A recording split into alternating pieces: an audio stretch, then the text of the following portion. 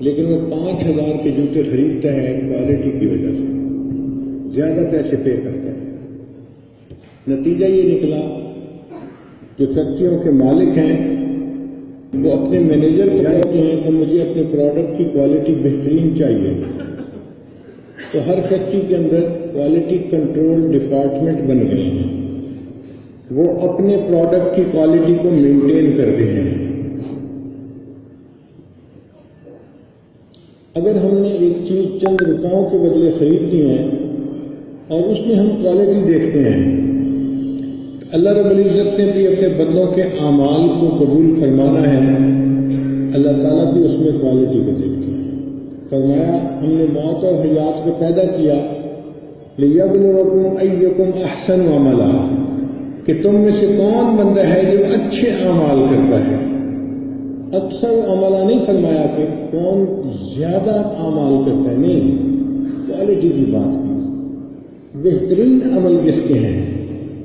ہمیں عمل کی کوالٹی چاہیے، اس میں یکسوئی ہو، خشوع ہو، خضوع ہو، اور اس خشوع اور خضوع کے ساتھ جو بندہ اعمال کرے گا ہمیں ایسے اعمال زیادہ محبوب ہوں گے۔ چنانچہ ہمیں کوشش کرنی چاہیے کہ جو عمل کریں اس میں بہترین عمل کرنے کی کوشش کریں۔ سیدنا صدیق اکبر نے فرمایا کرتے تھے کہ اللہ تعالیٰ نے 6 چیزوں کی زینت کو 6 چیزوں میں رکھ دیا ہے، یعنی 6 چیزوں کی کوالٹی 6 چیزوں کی وجہ سے بڑھ جاتی ہے۔ سب سے پہلی بات کہ نعمت کی کوالٹی شکر کے ذریعے سے بڑھ جاتی ہے۔ ہم میں سے ہر بندہ اللہ تعالیٰ کی نعمتوں میں زندگی گزار رہا ہے، اور یہ نعمتیں اتنی ہیں کہ ہم گن بھی نہیں سکتے۔ وَإِن تَعُدُّوا نِعْمَةَ اللَّهِ لَا تُحْصُوهَا، اگر تم اللہ کی نعمتوں کو شمار کرنا چاہو تو نہیں گن سکتے۔ آسمان کے ستاروں کو گننا ممکن ہے، ساری دنیا کی ریت کے ذروں کو گننا ممکن ہے، ساری دنیا کے درختوں کے پتوں کو گننا ممکن ہے۔ اللہ تعالیٰ کی جو ہم پر نعمتیں ہیں ان کو گننا ناممکن ہے، کیونکہ اللہ تعالیٰ فرماتے ہیں تم میری نعمتوں کو گن ہی نہیں سکتے۔ جب انگنت نعمتوں میں ہم زندگی گزار رہے ہیں تو ہمارے اوپر لازم ہوتا ہے کہ ہم اس پروردگار کا شکر ادا کریں۔ دیکھا یہ گیا ہے کہ انسان شکر ادا کرنے میں بہت سستی کرتا ہے، بہت نالائکی کرتا ہے۔ ایک مرتبہ ایک دوست تھے، کام ان کا بہت اچھا، میں نے ان سے پوچھ لیا آپ کا کام کیسے چل رہا ہے، تو وہ کہنے لگے کہ جی گزارا ہے۔ حالانکہ ان کا کام اتنا اچھا کہ اگر 40 گھرانوں کا نان نفقہ ان کے ذمے لگا دیا جائے تو وہ 40 گھرانوں کے نان نفقے کو پورا کر سکتے ہیں، اتنا پیسہ۔ اب جب پوچھا کہ کام کیسے ہے تو منہ بنا کے کہا کہ گزارا ہے۔ پھر میں نے ان کی خوب کلاس لی، میں نے کہا تجھے تمہاری ماں روئے۔ عام طور پہ عادت نہیں ایسی بات کرنے کی، لیکن اسے خود میں نے کہا تمہیں تمہاری ماں روئے، اللہ نے اتنا دیا کہ تم 40 گھروں کا نان نفقہ دے سکتے ہو، اور جب پوچھا گیا تو منہ بنا کے کہتے ہو گزارا ہے۔ تمہیں تو چاہیے تھا کہ کہتے میں تو اللہ کا شکر بھی ادا نہیں کر سکتا، اللہ نے مجھے میری اوقات سے بہت بڑھ کے دیا ہے، ساری زندگی اس سجدے میں پڑا رہوں، میں اللہ کا شکر ادا نہیں کر سکتا، میرے اوپر اللہ کا اتنا فضل ہے۔ پتہ نہیں کیوں اللہ کی تعریف کرتے ہوئے زبان چھوٹی ہو جاتی ہے اور ہم نہیں کر پاتے۔ ہمیں اللہ کا شکر خوب ادا کرنا چاہیے۔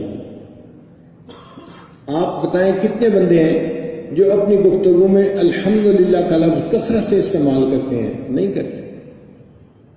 آج صبح میں نے فجر کی نماز جماعت کے ساتھ پڑھی، یہ ٹھیک فکر ہے، لیکن اگر الحمدللہ کا لفظ ساتھ ہوتا تو اللہ کا شکر بھی ادا ہو جاتا۔ الحمدللہ میں اپنے وقت پہ دفتر پہنچ گیا، الحمدللہ مجھے اپنے وقت پہ کھانا مل گیا، الحمدللہ آج گھر میں کوئی مسئلہ نہیں ہوا۔ ہمیں الحمدللہ کا لفظ اپنی گفتگو میں زیادہ استعمال کرنا چاہیے تاکہ ہم اللہ کا شکر گزار بندوں میں شامل ہو جائیں۔ عادت نہیں ہے ہمیں شکر ادا کرنے کی، اس کی کثرت کرنی چاہیے۔ اس لیے نعمتیں ہمیں ملتی ہیں، شکر ادا نہ کرنے کی وجہ سے پھر اللہ تعالیٰ ان کو واپس لے لیتے ہیں۔ اور اکثر لوگوں کو تو نعمتوں کی قدر اس وقت آتی ہے جب نعمتیں چھن جاتی ہیں۔ جو پروردگار دینا جانتا ہے وہ پروردگار واپس لینا بھی جانتا ہے۔ نعمتوں کے قدردانی کے لیے نعمتوں کے چھن جانے کا انتظار نہ کریں، نعمتوں کی موجودگی میں اللہ سے شکر ادا کریں تاکہ اللہ اور نعمتیں عطا فرمائیں۔ لئن شکرتم لأزیدنکم، میرے بندو تم میری نعمتوں کا اور شکر ادا کرو گے میں اپنی نعمتیں اور تمہیں عطا فرما دوں گا۔ اللہ تعالیٰ بندوں پر اپنی نعمتیں بڑھا دیتے ہیں، اس لیے مشائخ نے لکھا ہے الشکر قید الموجود و صید المفقود، کہ جو نعمت موجود ہوتی ہے وہ قید ہو جاتی ہے، پکی ہو جاتی ہے، اور جو پاس نہیں ہوتی وہ بھی شکار ہو جاتی ہے، اللہ وہ بھی عطا فرما دیتے ہیں۔ تو شکر ادا کرنے سے اللہ تعالیٰ نعمتوں کو اور زیادہ فرما دیتے ہیں۔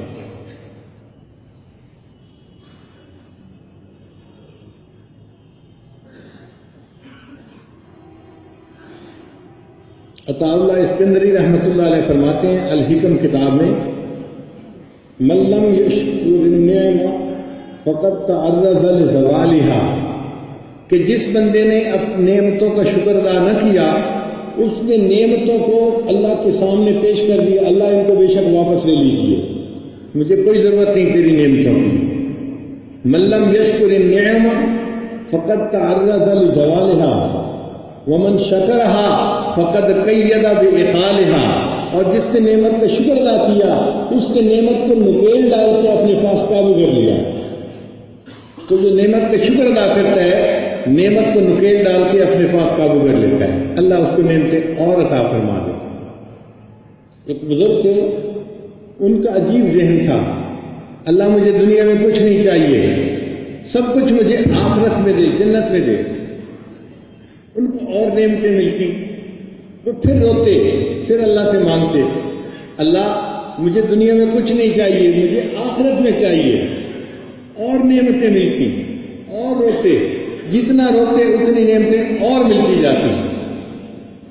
ایک دن انہوں نے اللہ سے دعا مانگی کہ یا اللہ جب میں بار بار آپ کی خدمت میں فریاد کرتا ہوں کہ مجھے دنیا میں نہیں چاہیے، آپ مجھے دنیا میں کیوں نعمتیں دے رہے ہیں؟ اللہ نے ان کے دل میں الہام فرمایا، میرے بندے تو کہتا تو ہے کہ نعمتیں نہ دے مگر میرا شکر ادا کرتا ہے، جب تک تو میرا شکر ادا کرتا رہے گا ہم بھی تمہیں اپنی نعمتیں عطا کرتے رہیں گے۔ تو نعمت کی قدردانی شکر کے ساتھ ہوتی ہے، جتنا شکر زیادہ ادا کریں گے گویا ہم نے نعمتوں کی اتنی قدردانی زیادہ کی۔ آج نعمتوں کے قدردان تھوڑے ہیں، اللہ نے قرآن مجید میں فرما دیا وَقَلِيلٌ مِّنْ عِبَادِيَ الشَّكُورُ، میرے بندوں میں سے تھوڑے ہیں جو میرے شکر گزار ہیں، اکثر تو ناشکرے لوگ ہیں۔ آج جو ہمارے پاس ہے ہمارا اپنا تو نہیں ہے، اللہ کا دیا ہوا ہے۔ اگر اللہ تعالیٰ بینائی نہ دیتے ہم اندھے ہوتے، گویائی نہ دیتے ہم گنگے ہوتے، اللہ تعالیٰ سماعت نہ دیتے ہم بہرے ہوتے، اللہ صحت نہ دیتے ہم بیمار ہوتے، کپڑے نہ دیتے ہم ننگے ہوتے، کھانا پینا نہ دیتا ہم بھوکے پیاسے ہوتے، اگر اللہ تعالیٰ علم نہ دیتے ہم جاہل ہوتے، عقل نہ دیتے ہم پاگل ہوتے، اگر اللہ عزت نہ دیتے ہم ذلیل ہوتے۔ آج جو عزتوں بھری زندگی گزارتے پھر رہے ہیں یہ اس مولا کا کرم اور احسان ہی تو ہے۔ تو ہمیں اللہ تعالیٰ کا شکر بہت زیادہ ادا کرنا چاہیے، قدم قدم پہ الحمدللہ الحمدللہ الحمدللہ۔ کبھی ایسا ہوا بیٹے میں نظر پڑی ہو ہم نے الحمدللہ پڑھا ہو، یاد ہی نہیں، بیوی پہ نظر پڑی ہو الحمدللہ، ہاں استغفر اللہ اور لا حول ولا پڑھنے والے تو بہت ہوں گے، لیکن الحمدللہ پڑھنا یاد نہیں آتا کہ اللہ نے یہ بھی نعمت دی ہے۔ کھانا ہم کھاتے ہیں آرام سے ہضم ہو جاتا ہے، کیا اس نعمت کا شکر ادا کیا؟ ہمارے پاس ایک صاحب امریکہ سے آئے، وہ ڈاکٹر تھے، ہم نے انہیں کھانا کھلایا، پھر ان کو بتایا جی کہ یہ آپ کے قیام کی جگہ ہے، آپ آرام کریں۔ وہ دیوار کے ساتھ ٹیک لگا کر بیٹھ گئے کہ حضرت میں اب آرام کر لوں گا، آپ تشریف لے جائیں۔ میں نے کہا کہ میں فجر کی نماز کے لیے آؤں گا اور آپ کو لے کے مسجد جاؤں گا۔ جب میں فجر کی نماز کے وقت گیا لینے کے لیے تو اسی طرح اسی حیث میں وہ دیوار کے ساتھ بیٹھے ہوئے اونگ رہے تھے۔ جگایا، انہوں نے وضو کیا۔ جب مسجد جا رہے تھے تو میں نے ان سے پوچھا کہ آپ کیا ساری رات بیٹھے ہی رہے یا آپ لیٹ کے سوئے؟ وہ کہنے لگے حضرت میں بیمار آدمی ہوں اور مجھے بیماری ایسی ہے کہ میں لیٹ کے سو نہیں سکتا، کچھ سالوں سے میں بیٹھ کے سوتا ہوں۔ میں نے پوچھا کیوں؟ کہنے لگے کہ ہمارا جو کھانے کا پائپ ہے نا، اس کے اندر ایک فلیپر ہوتا ہے، ایک ویل ہوتا ہے، کھانا کھاتے ہیں وہ اندر تو جاتا ہے، باہر نہیں واپس آنے دیتا، اس لیے کھانا کھانے کے فوراً بعد کوئی بندہ سر کے بل الٹا کھڑا ہو جائے تو منہ سے کھانا باہر نہیں نکلتا، کھانا باہر آ گیا، وہ بال اس کو روک دیتا ہے۔ میرا وال لیک ہو گیا ہے، اب میں جب لیٹتا ہوں تو معدے کا جو کچھ ہوتا ہے وہ منہ کے راستے باہر آتا ہے، تو ڈاکٹر کہتے ہیں کہ اب آپ لیٹ کے نہیں سو سکتے، بیٹھ کے سو سکتے ہیں۔ پچھلے 5 سال سے میں کبھی لیٹ کے نہیں سویا، بیٹھ کے نیند پوری کر لیتا ہوں۔ جب انہوں نے بتایا تب مجھے خود احساس ہوا، یا اللہ ہم نے اس نعمت کا کبھی شکر ہی ادا نہیں کیا، ہم کتنا آرام سے روزانہ لیٹ کے اپنی نیند کو پورا کر لیتے ہیں۔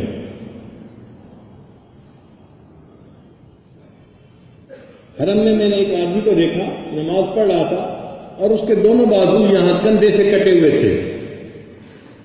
دیکھ کے تو میں بہت دیر تک رویا، یا اللہ اس کے دونوں ہاتھ نہیں ہیں، کیسے کھانا پیتا ہوگا، کیسے کھانا کھاتا ہوگا، جب رات کو سوتا ہوگا سردی کی وجہ سے اپنے اوپر رضائی اور کمبل کیسے لیتا ہوگا، یہ تو اپنا لباس خود نہیں بدل سکتا، کچھ نہیں کر سکتا، تو نے ہمیں جو ہاتھوں والی نعمت عطا فرمائی، اے اللہ ہم تو آپ کا شکر ادا کر ہی نہیں سکتے۔ تو اگر ہم غور کریں گے تو دل گواہی دے گا کہ واقعی ہم اللہ کا اتنا شکر ادا نہیں کرتے جتنا کرنا چاہیے، زیادہ کرنے کی ضرورت ہے۔ اور شکر ادا کرنے کے 3 طریقے ہیں۔ ایک تو یہ کہ زبان سے انسان الحمدللہ کثرت سے کہے، دوسرا یہ کہ جب نعمت کا تذکرہ ہو اپنی طرف منسوب نہ کرے، اللہ کی طرف منسوب کرے، جس نے نعمتیں دی ہیں وہ منعم حقیقی ہے، اس کا حق بنتا ہے کہ نعمت اس کی طرف منسوب کرے، ہم اپنی طرف منسوب کرنے کے عادی ہیں۔ ایک نوجوان جاتا ہے جاب کے لیے، جاب مل گئی، ماں پوچھتی ہے بیٹا کیا ہوا؟ امی اس نے یہ پوچھا، میں نے جواب یہ دیا، اس نے یہ کہا، میں نے یہ جواب دیا، میں نے سوچا میں یہ بھی بتا دوں، میں یہ بھی بتا دوں، میں نے یہ بتایا، میں نے یہ بتایا۔ اب جاب مل گئی تو میں شروع ہو گئی، میں نے کیا، میں نے بتایا، میں نے سوچا، اپنی طرف منسوب کر رہا ہے۔ اگر یہ انٹرویو کے لیے گیا اور جاب نہیں ملی، ماں پوچھتی ہے بیٹا کیا ہوا؟ کہتے ہیں امی جاب نہیں ملی، اللہ کی مرضی۔ بھئی اب اگر نہیں ملی یہ اللہ کی مرضی تھی تو جب ملی تھی تب بھی تو اللہ کی مرضی تھی نا، اس وقت اللہ یاد نہیں آیا، اس وقت میں یہ ہے انسان کی ناشکری کہ نعمت کو پھر اپنی طرف منسوب کرنا شروع کرتا ہے۔ میں نے بڑا اچھا انٹرویو دیا، میں نے بڑا اچھا پیپر دیا، میں نے کمال کیا۔ بھائی نہیں، جب نعمت مل رہی ہے وہ بھی اللہ کے عزت سے مل رہی ہے، اللہ کی مشیت سے مل رہی ہے، اللہ کا شکر ادا کریں، اس نے نعمت عطا فرمائی۔ تو الحمدللہ پڑھنا بھی شکر ہے، نعمت کو اللہ کی طرف منسوب کرنا یہ بھی شکر ادا کرنا۔ اور تیسرا گناہوں سے بچنا اور اپنے محسن کی نافرمانی سے شرمانا یہ بھی شکر ادا کرنا ہے۔ تو گناہوں سے بچ کے بھی ہم شکر ادا کریں۔ تو نعمت کی زینت شکر کے ادا کرنے میں ہے۔ دوسری بات، بلا کی زینت صبر کرنے میں ہے۔ انسان کی زندگی میں خوشی بھی ہے، غم بھی ہے، لیکن اگر غم آ جائے تو اس کی زینت یہ ہے کہ انسان اس پر صبر کرے۔ ہم عام طور پر بے صبری کا مظاہرہ کرتے ہیں، بے صبری کا مظاہرہ کرنے پر بلا ٹلتی تو نہیں، اس پر جو ملنے والا اجر تھا وہ ضائع ہو جاتا ہے۔ اس لیے جب بلا آئے مصیبت آئے تو پہلے دن وہ کریں جو ہم ایک ہفتے کے بعد کرتے ہیں. کوئی بندہ فوت ہو جائے پہلے دن کتنا غم ہوتا ہے، اور ایک ہفتے کے بعد سب نارمل زندگی گزارے ہوتے ہیں. بھئی ہفتے بعد جو کرنا تھا وہ پہلے دن کر لیتے، وہی صبر کر لیتے، اللہ تعالیٰ اس صبر پر اجر عطا فرماتے. صبر کرنے والوں کا اجر اللہ تعالیٰ اتنا دیتے ہیں کہ بندہ اس کا حساب بھی نہیں کر سکتا. انما یوفی الصابرون اجرہم بغیر حساب. اللہ فرماتے ہیں کہ صبر کرنے والوں کو میں بلا حساب اجر عطا کرتا ہوں.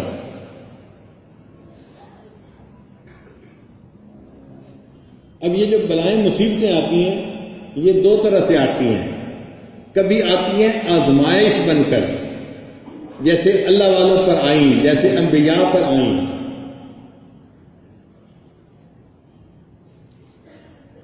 ما اصابکم من مصیبت فمن اللہ. جو اللہ کی طرف سے مصیبت آتی ہے یہ درجات کو بڑھانے کے لیے ہوتی ہے، اور بعض اوقات مصیبت آتی ہے گناہوں کی وجہ سے. ما اصابکم من مصیبت فبما کسبت ایدیکم. یہ تمہارے ہاتھوں کی کمائی ہوتی ہے. ہم اولیاء کی صفت کے لوگ نہیں ہیں، عوام الناس ہیں. ہمارے اوپر جو مصیبتیں آتی ہیں وہ ہمارے گناہوں کے سبب سے آتی ہیں. غلط فہمی میں نہ رہیں. اس لیے جب مصیبت آئے تو صبر کریں اور اللہ سے معافی مانگیں. کتنا کریم ہے وہ پروردگار جو اپنے غافل بندوں کو پریشانیوں کی رسیوں میں جکڑ جکڑ کے اپنے در کی طرف واپس کھینچ رہا ہوتا ہے. اگر اللہ تعالیٰ پریشانیاں نہ بھیجتے ہم تو اللہ کو 100% بھول چکے ہوتے. ذرا پریشان ہوتے ہیں اللہ کسی کو بیمار کر دیتا ہے، کسی کے رزق میں تنگی کر دیتا ہے، کسی کو کوئی اور پریشانی دیتا ہے. پھر پریشان ہو کے ہم اللہ کے در کی طرف آتے ہیں، یا اللہ یا اللہ یا اللہ. اور یہ پریشانی تو ہمارے لیے اللہ کی قرب کا ذریعہ بن گئی، اچھی بن گئی. سکھ دکھا تو دیواں وار، دکھاں آئیں ملائم یار. میں ان سکھوں کو دکھوں پہ قربان کر دوں کہ دکھوں نے تو مجھے میرے یار سے ملا دیا. اس لیے مجدد ثانی ہم کا فرماتے ہیں کہ دکھ کی حالت میں انسان کی جتنی روحانی ترقی ہوتی ہے، سکھ کی حالت میں سالوں میں وہ ترقی نہیں ہو سکتی. تو دکھ اور پریشانی آئے تو آپے سے باہر نکلنے کی ضرورت نہیں ہے، بلکہ اس کو صبر کے ساتھ برداشت کریں. جس پروردگار نے خوشیاں دی ہیں، آج اگر اس نے یہ پریشانی دے دی تو کیا ہوا؟ ایک مرتبہ ایک صاحب تھے، بیمار تھے، ان کو بخار تھا چند دن سے. میں ان کی دوا پرسی کے لیے گیا تو میں نے کہا کہ سناؤ بھائی کیا حال ہے؟ کہنے لگے جی بس بخار نہیں اتر رہا، ڈاکٹروں سے چیک بھی کروایا ہے، دوائی بھی لی ہے، لیکن بس بخار جان نہیں چھوڑ رہا. بڑی ان کی طبیعت میں جھنجھناہٹ تھی. پھر بات کرتے کہنے لگے وائی می، کیوں میرے ساتھ ہی ایسا ہو رہا ہے؟ جب انہوں نے کہا نا وائی می، میرے ساتھ ہی ایسا کیوں ہو رہا ہے، پھر میں بھی آرام سے وہاں بیٹھ گیا اور میں نے انہیں کہا وائی ناٹ یو، تمہارے ساتھ ایسا کیوں نہ ہو. پھر میں نے اس کو آئینہ دکھایا. میں نے کہا کہ دیکھو اللہ نے تمہارے اوپر اتنا فضل کیا ہے، تمہاری عمر 28 سال ہے اور تم تقریباً 25 فیکٹریوں کے مالک بنے ہوئے ہو. اللہ نے تمہیں اتنی نعمتوں سے نوازا ہے. تم دفتر میں بیٹھے ہوتے ہو، ایم اے پڑھا ہوا لڑکا تمہاری فیکٹری کے دروازے پر 6 گھنٹے نوکری کے انتظار کر کے واپس خالی چلا جاتا ہے. تمہیں سرخاب کے پر لگے ہوئے ہیں کہ اللہ نے تمہیں اتنی روزی دی، اللہ نے تمہیں فیکٹریوں کا مالک بنا دیا. میں نے کہا دیکھو تم نے یہ گھر بنایا ہے، اس کے فانوس تم جرمنی سے لائے، اس کی فلاں چیز تم فرانس سے لائے، فلاں چیز اٹلی سے لائے، فرنیچر اٹلی کا آیا، فلاں چیز اس جگہ سے آئی. میں نے کہا دنیا جہان سے تم نے چیزیں اکٹھی کر کے من پسند کا گھر بنایا، پھر سب سے خوبصورت لڑکی پسند کر کے اس کو بیوی کے طور پہ چنا. تم نے اپنی جو جنت بسائی ہے یہ تمہیں اللہ نے نعمتیں عطا فرمائی ہے. تمہیں کیوں یہ ملی؟ کسی اور کو نہیں مل سکتی تھی. وہ جو تمہارے دروازے پہ نوکری کے لیے انتظار میں بیٹھتا ہے وہ بھی انسان ہوتا ہے، جو غریب کا بیٹا ہوتا ہے، اس نے محنت کی ہوتی ہے، ایم اے پاس ہوتا ہے، تمہاری فیکٹری میں جھاڑو دینے کے لیے وہ تیار ہوتا ہے. تو تمہیں یہ نعمتیں ملی، تم شکر ادا کیوں نہیں کرتے؟ آج تھوڑی دیر بخار ہو گیا تو کہتے ہو وائی نہیں، مجھے کیوں بخار ہوا ہے، وائی ناٹ یو، تمہیں کیوں بخار نہ ہو، تمہیں اللہ نے تمہاری اوقات نہیں دکھانی. پھر اس کا دماغ سیدھا ہوا کہ ہاں اگر بخار ہو گیا تو مجھے صبر کرنا چاہیے اور اللہ سے دعا مانگنی چاہیے.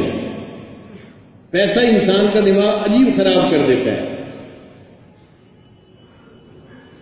تو بلا کے آنے پر انسان صبر کرے تو اس کا اجر بڑھ جاتا ہے. نعمت کے آنے پر شکر ادا کرے تو نعمت کا اجر بڑھ جاتا ہے. صحابہ کرام کی ایک عادت تھی استقبال المصائب بالتجمل و استقبال النعم بالتحمل. وہ بڑے تحمل کے ساتھ نعمت کا استقبال کرتے تھے اور جب ان کو مصیبت آتی تھی تو مصیبت کا جو ہے بڑے اچھے طریقے سے، خوبصورت طریقے سے اس کا استقبال کرتے تھے. تو مصیبت آئے تو ہم بھی شور نہ مچائیں، اللہ کا شکر ادا کریں، شکوے نہ کریں اللہ کے. جہاں بیٹھے اللہ کے شکوے، جہاں بیٹھے اللہ کے شکوے. بھئی اللہ نے ہمارے ساتھ بہت اچھا کیا، ہمیں اس نے ہزاروں سے بہتر زندگی عطا فرمائی. ذرا گھوم کر کے تو دیکھیں کتنے لوگ ہیں جو ہاسپٹل میں ایڈمٹ ہوتے ہیں اور ان کی بیماری ان کو جیتتے ہیں.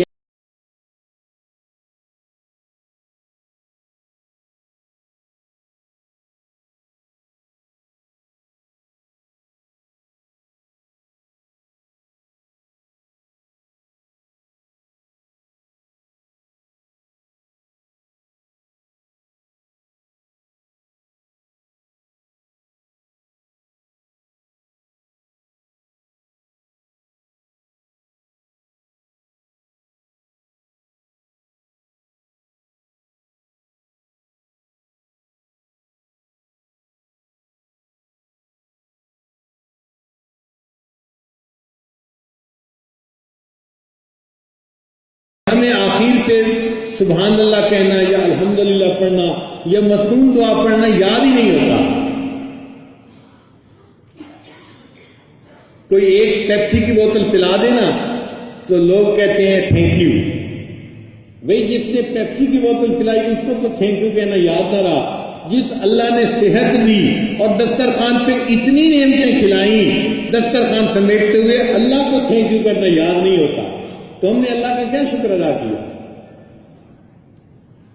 تو نعمت کی زینت شکر ادا کرنے میں ہے اور بلا کی زینت صبر کرنے میں ہے.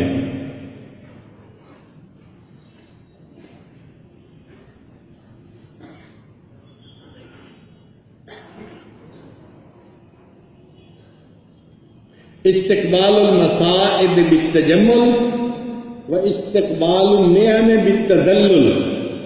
نعمت کا جو ہے نا استقبال تذلل کے ساتھ، عاجزی کے ساتھ کریں. جتنی نعمت ملے اتنا جھکتے چلے جائیں اور جتنا انسان کے اوپر پریشانی آئے اتنا خوبصورتی سے اس کا استقبال کرے. کسی کو پتہ بھی نہ چلنے دے کہ میرے حالات کیا ہیں. اگر شکوہ کرنا ہے تو اللہ کے سامنے کرے جو ہر بندے کی فریاد کو سننے والا ہے. لوگوں کے سامنے شکوے نہ کریں. اگر غور کریں تو زندگی میں آسانیاں زیادہ ہیں، مشکلات تھوڑی ہیں. صحت کا وقت زیادہ ہے، بیماری کا وقت تھوڑا ہے. خوشی کا وقت زیادہ ہے اور پریشانی کا وقت کم ہے. تو اس لیے اللہ کا شکر ادا کرنا چاہیے. کہنے والوں نے کہا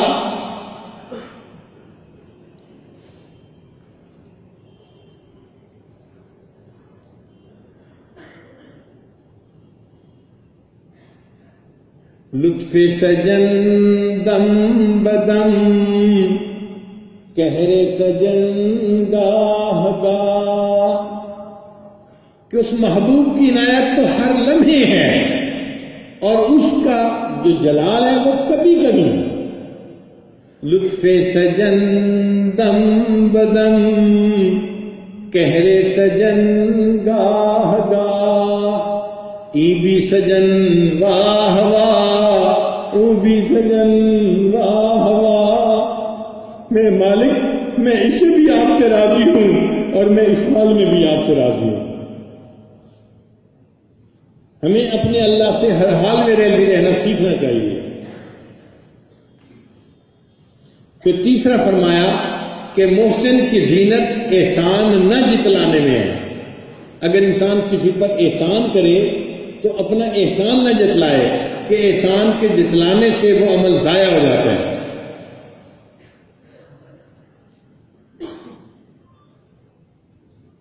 اللہ تعالیٰ فرماتے ہیں لا تبطلوا صدقاتکم بالمن والاذی. اپنے صدقات کو احسان جتلا کر اور دوسرے کو اذیت پہنچا کے ضائع مت کرو. انسان احسان جتلاتا ہی ہے.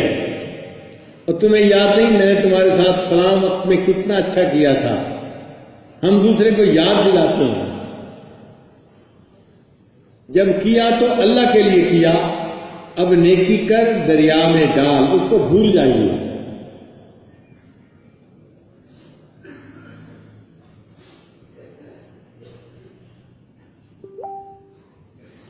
امام اعظم ابو حنیفہ رحمۃ اللہ علیہ نے ایک آدمی کو قرض دیا تھا. ایک مرتبہ اس کے ہمسائے سے کوئی چیز لینی تھی تو امام صاحب دھوپ میں کھڑے تھے. ایک آدمی نے دیکھا حضرت آپ دھوپ میں کھڑے ہیں، آپ اس دیوار کے سائے میں کیوں نہیں آ جاتے؟ فرمانے لگے بھئی یہ جو گھر والے ہیں نا، میں نے اس کو قرض دیا ہوا ہے، یعنی اس پر ایک احسان کیا ہوا ہے. اب میں اس کی دیوار کے سائے سے بھی فائدہ نہیں لینا چاہتا کہ کہیں یہ احسان کا بدلہ نہ بن جائے. دیوار کے سائے میں بھی نہیں کھڑا ہونا چاہتا، دھوپ میں کھڑا ہونا پسند ہے، میں اس سے احسان کا بدلہ نہیں لینا چاہتا. صحابہ کرام اپنے بھائی پر احسان کرتے تھے، اس کو پتہ بھی نہیں چلنے دیتے تھے کہ کس نے دیا. چنانچہ کتابوں میں لکھا ہے کہ ان کو پتہ چلتا تھا کہ اس بھائی کے گھر کھانے کا کچھ نہیں، تو ایک گٹھڑی گروسری کی بناتے تھے اور رات کے وقت اس کا دروازہ کھول کے دروازے کے اندر رکھ دیتے تھے اور چٹ لکھ دیتے تھے کہ یہ قبول فرما لیں. اس کو پتہ بھی نہیں چلتا تھا کہ یہ کس نے میرے اوپر احسان کیا.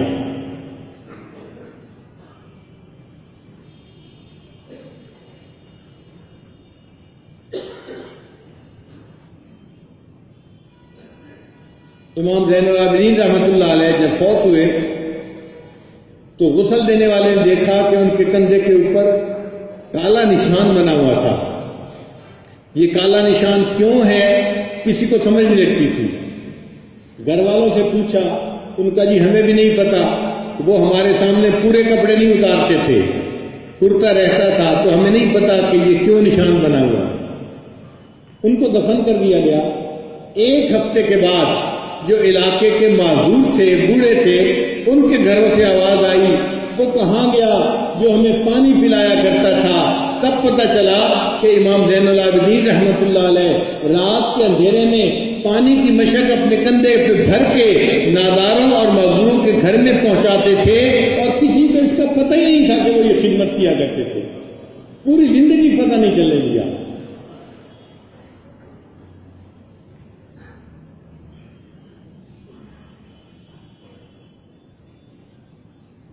سیدنا صدیق رضی اللہ عنہ کا دور خلافت ہے. عمر رضی اللہ عنہ ان کو ملنے کے لیے آئے تو دیکھا کہ ایک لسٹ بنی پڑی ہے کہ معاشرے کے جو بوڑھے نادار لوگ ہیں، معذور لوگ ہیں، ان کی خدمت کون کون کر رہا ہے. آج تو بیٹا باپ کی خدمت نہیں کرتا، اس زمانے میں ہر نوجوان کسی نہ کسی کی خدمت کرتا تھا اور یوں سمجھتا تھا کہ اللہ نے جو مجھے صحت مند بدن دیا، اس کی زکوٰۃ یہ ہے کہ میں کسی کی خدمت کروں. جذبات تھا لوگوں میں. تو انہوں نے دیکھا اس کی خدمت اس کے ذمے، اس کی خدمت اس کے ذمے. ایک بوڑھی عورت کا بھی نام لکھا ہوا تھا اور اس کے سامنے جگہ خالی تھی. تو عمر رضی اللہ عنہ نے اس کا ایڈریس نوٹ کر لیا. اس بوڑھی عورت کی خدمت کرنی ہے، نام تو کسی کا نہیں لکھا ہوا، چلو اس کی خدمت میں کروں گا. خدمت کیا ہوتی تھی؟ کنویں سے پانی بھر کے گھر میں پہنچا دینا تاکہ معذور بندے کو خود نہ جانا پڑے، گھر میں جھاڑو دے دینا، برتن دھو دینا، یہ خدمت ہوا کرتی تھی. اگلے دن فجر کی نماز پڑھ کے عمر رضی اللہ عنہ اس گھر میں گئے. دروازہ کھٹکھٹایا. بڑھیا نے پوچھا کون؟ اماں میں آپ کی خدمت کے لیے آیا ہوں. اس نے کہا بھئی میری خدمت تو کوئی کرنے کے لیے آتا ہے، وہ فجر سے پہلے خدمت کر کے واپس چلا گیا، میرے سب کام ہو چکے ہیں، اب مجھے ضرورت نہیں ہے۔ اماں وہ کون ہے جو خدمت کرنے آتا ہے؟ بیٹا میں نے کبھی نام پوچھا نہیں، اس نے کبھی مجھے نام بتایا نہیں۔ اماں اس کا قد کتنا ہے، کیسا بندہ ہے؟ اس نے کہا بیٹا وہ آتا ہے، کہتا ہے پردہ کر لو، میں کمرے میں چلی جاتی ہوں، وہ گھر کے سارے کام کر دیتا ہے، پانی پہنچا دیتا ہے، اور جاتے ہوئے کہتا ہے کہ پردہ ختم ہو گیا، چلا جاتا ہے، میں نے آج تک اس کی شکل بھی نہیں دیکھی۔ اب عمر لانا بڑے حیران، وہ کون بندہ ہے، نہ اس نے آج تک شکل دکھائی، نہ اپنا نام بتایا، چلو میں کل فجر سے پہلے آؤں گا۔ اگلے دن فجر سے پہلے آئے، پتہ چلا جی خدمت ہو چکی، اب کوئی اور کام نہیں کرنے والا۔ وہ بھی عمر لانا تھے، کہنے لگے اچھا دیکھتا ہوں۔ اگلے دن عشاء کی نماز پڑھی اور آ کر اس بڑھیا کے دروازے کے قریب چھپ کے بیٹھ گئے کہ میں دیکھتا ہوں کون ہے جو اس طرح چھپ کے خدمت کرتا ہے، کسی کو پتہ ہی نہیں چلنے دیتا۔ فرماتے ہیں جب آدھی رات ہوئی اور سب لوگ نیند کی آغوش میں چلے گئے، سناٹا تھا، میں نے ایک بندے کو دیکھا جو آہستہ آہستہ چلتے اس بڑھیا کے دروازے کے قریب پہنچا اور اس کے پاؤں میں جوتا بھی نہیں تھا۔ تو جب قریب آیا تو میں نے پوچھا من انت، بھئی آپ کون ہیں؟ تو آواز آئی سیدنا صدیق اکبر عنہ کی، امیر المومنین کی، کہ میں ابو بکر ہوں۔ میں نے کہا امیر المومنین، آپ نے بڑھیا کے سامنے اپنا نام بھی نہ لکھا کہ کسی کو پتہ نہ چلے کہ خدمت کون کرتا ہے، اور آپ ایسے چھپ کے خدمت کرتے ہیں کہ پتہ بھی نہیں چلنے دیتے۔ اور امیر المومنین آپ نے جوتے نہیں پہنے ہوئے، آپ کے پاس جوتے ہیں نہیں یا آپ گھر میں اتار کے آئے ہیں؟ تو ابو بکر صدیق نے جواب دیا عمر یہ رات سونے کا وقت ہے، میں جوتے گھر میں اتار کے آیا ہوں، ایسا نہ ہو میرے پیدل چلنے کی وجہ سے جوتوں کی آواز سے کسی کی نیند میں خلل آ جائے، میں کسی کی نیند کو بھی ڈسٹرب نہیں کرنا چاہتا۔ اس طرح خدمت کرتے تھے کہ کسی کو پتہ ہی نہیں چلے، خالص اللہ کی رضا کے لیے۔ تو ہم بھی اگر کسی پر احسان کریں تو اللہ کے لیے کریں، جتلائیں نہیں اپنے اعمال سے یا اپنے کلام سے۔ تو محسن کی زینت احسان کو نہ جتلانے میں ہے۔ اور چوتھا فرمایا کہ نماز کی زینت خشوع خضوع میں ہے۔ ہم نماز پڑھیں تو یکسوئی کے ساتھ پڑھیں، سکون کے ساتھ پڑھیں، خشوع خضوع کے ساتھ، تعدیل ارکان کے ساتھ پڑھیں۔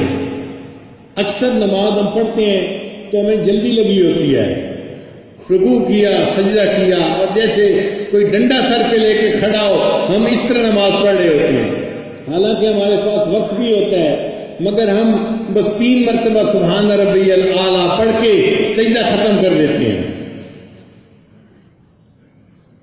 بھئی جب فرصت ہے تو کوشش ہونی چاہیے کہ 3 جگہ کی بجائے 7 مرتبہ ہم سبحان ربی الاعلیٰ پڑھیں۔ ہمیں شوق نہیں ہوتا۔ میں نے اپنی زندگی میں ایک ایسے بزرگ کو بھی دیکھا ہے جو نماز کے ہر سجدے میں 21 مرتبہ سبحان ربی الاعلیٰ پڑھا کرتے تھے، ہر سجدے میں 21 مرتبہ پڑھتے تھے۔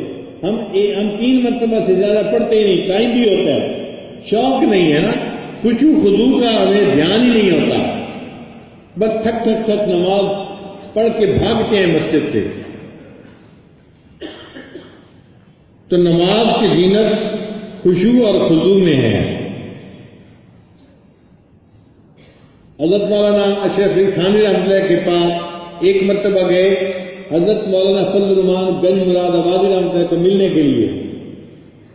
تو حضرت گنج مراد آبادی رحمۃ اللہ نے فرمایا اشرف علی جب میں سجدہ کرتا ہوں مجھے یوں محسوس ہوتا ہے کہ جیسے اللہ نے میرے رخسار کا بوسہ ہی لے لیا ہو۔ کیسے سکون سے اور محبت سے سجدہ کرتے ہوں گے اللہ کے سامنے۔ مولانا یحییٰ رحمۃ اللہ علیہ جو شیخ الحدیث رحمۃ اللہ کے والد تھے لمبا سجدہ کرتے تھے۔ کسی نے پوچھا حضرت آپ اتنا لمبا سجدہ کیوں کرتے ہیں؟ فرمایا کہ جب میں سجدہ کرتا ہوں مجھے یوں محسوس ہوتا ہے کہ میں نے اپنے آقا کے قدموں پہ سر رکھ دیا، میرا سر اٹھانے کو دل ہی نہیں چاہتا۔ کاش کہ کوئی ایک سجدہ ہمیں بھی ایسا نصیب ہو جاتا۔ تو خشوع خضوع سے نماز پڑھنا یہ نماز کی زینت ہے۔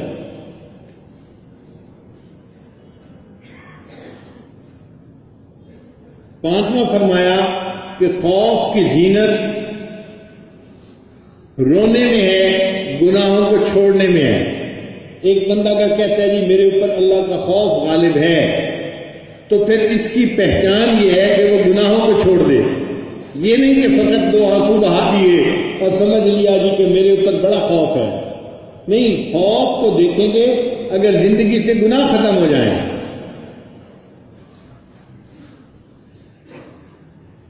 امام غزالی رحمۃ اللہ نے لکھا ہے کہ انسان کی زندگی میں کبھی امید غالب ہونی چاہیے اور کبھی خوف غالب ہونا چاہیے۔ وہ فرماتے ہیں جوانی کے عالم میں خوف غالب ہو اور بڑھاپی کے اندر انسان کے اوپر امید غالب ہونی چاہیے۔ صحت کے عالم میں خوف غالب ہو اور بیماری کی حالت میں امید غالب ہونی چاہیے۔ اگر بیماری اور بڑھاپے میں امید غالب نہ ہو تو انسان مایوسی کا شکار ہو سکتا ہے، ڈپریشن کا مریض بن سکتا ہے۔ اس لیے خوف بھی ہونا چاہیے، امید بھی ہونی چاہیے۔ مگر خوف اگر ہو تو خوف کی پہچان یہ ہے کہ انسان گناہوں کو چھوڑے۔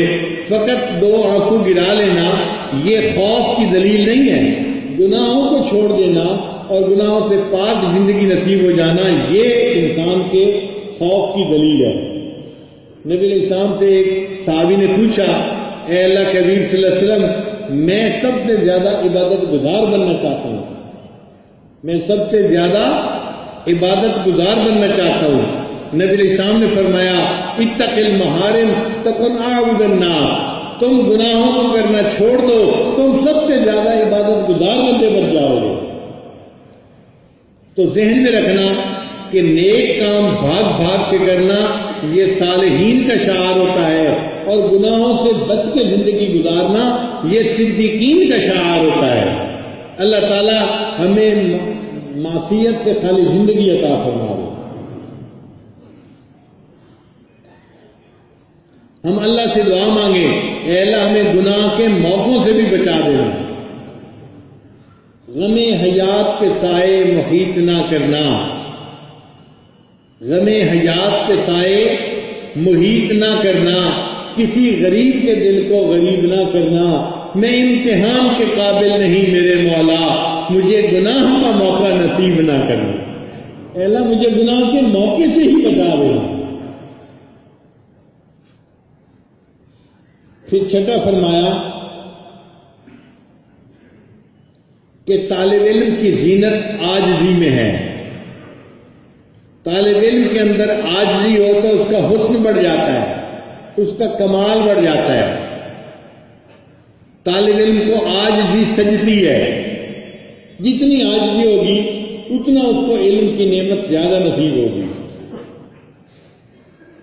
حضرت علی نے فرمایا کرتے تھے لا یتعلم العلم مستحی ولا مستکبر، جو شرمانے والا ہو یا تکبر کرنے والا ہو اس کو علم نہیں مل سکتا۔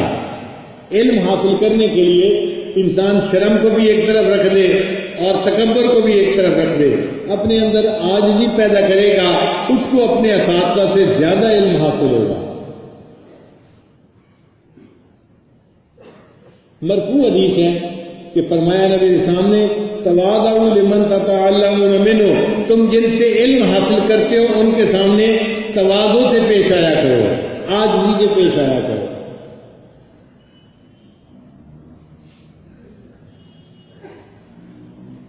اللہ تعالیٰ نے علم کو ایک شان بخشی ہے، علم کے سامنے فرشتے سر نگوں۔ دیکھیں حضرت آدم علیہ السلام کو فرشتوں نے سجدہ کیا، کیا خوبی تھی آدم علیہ السلام میں، اللہ نے ان کو علم الاسماء عطا فرمایا تھا۔ تو علم کے سامنے فرشتے بھی سر نگوں اور علم کے سامنے انبیاء بھی سر نگوں۔ اللہ تعالیٰ نے حضرت موسیٰ علیہ السلام کو حکم دیا کہ آپ ایک بندے کو ملنے کے لیے جائیں۔ موسیٰ علیہ السلام اس کے سامنے ایک شاگرد بن کر بیٹھے، حالانکہ وقت کے نبی علیہ السلام تھے، مگر اس بندے کے سامنے شاگرد بن کر بیٹھے اور ان سے کہا جی جو اللہ نے آپ کو علم دیا ہے آپ اس میں سے کچھ مجھے بھی سکھا دیجیے۔ تو علم کے سامنے انبیاء بھی سر نگوں، علم کے سامنے فرشتے بھی سر نگوں، اور علم کے سامنے وقت کے بادشاہ بھی سر نگوں۔ چنانچہ کتنے محدث ایسے تھے کہ بادشاہ ان کے شاگرد تھے، ان کے سامنے دوزانو ہو کر بیٹھا کرتے تھے۔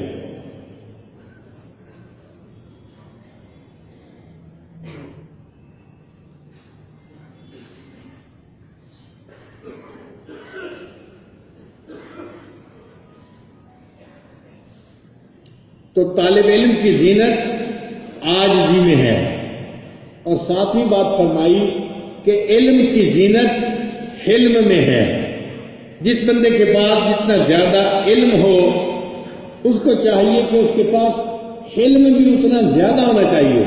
علم کہتے ہیں طبیعت میں جلد بازی کا نہ ہونا، انسان کسی بات کو دیکھے سوچ سمجھ کے تحمل مزاجی سے رد عمل دکھائے۔ بعض لوگوں کی طبیعت میں بہت جلد بازی ہوتی ہے، غصہ ہوتا ہے، ذرا سی بات پہ غصے میں آ جاتے ہیں، آپے سے باہر نکل جاتے ہیں، تحمل مزاجی نہیں ہوتی۔ یہ چیز علم کی شان کے خلاف ہے۔ نبی علیہ السلام کی مبارک زندگی میں دیکھیں آپ کو علم کے ساتھ علم اکٹھا نظر آئے گا۔ اللہ تعالیٰ نے قرآن مجید میں ایک جگہ پر دونوں صفتوں کو اکٹھا فرمایا ہے، وَقَانَ اللَّهُ عَلِيمًا حَلِيمًا، تو علم اور حلم کی نسبت کا تذکرہ اکٹھا فرمایا ہے۔ اس لیے علم کی شان حلم میں ہے، بندے کے اندر حلم بھی ہونا چاہیے۔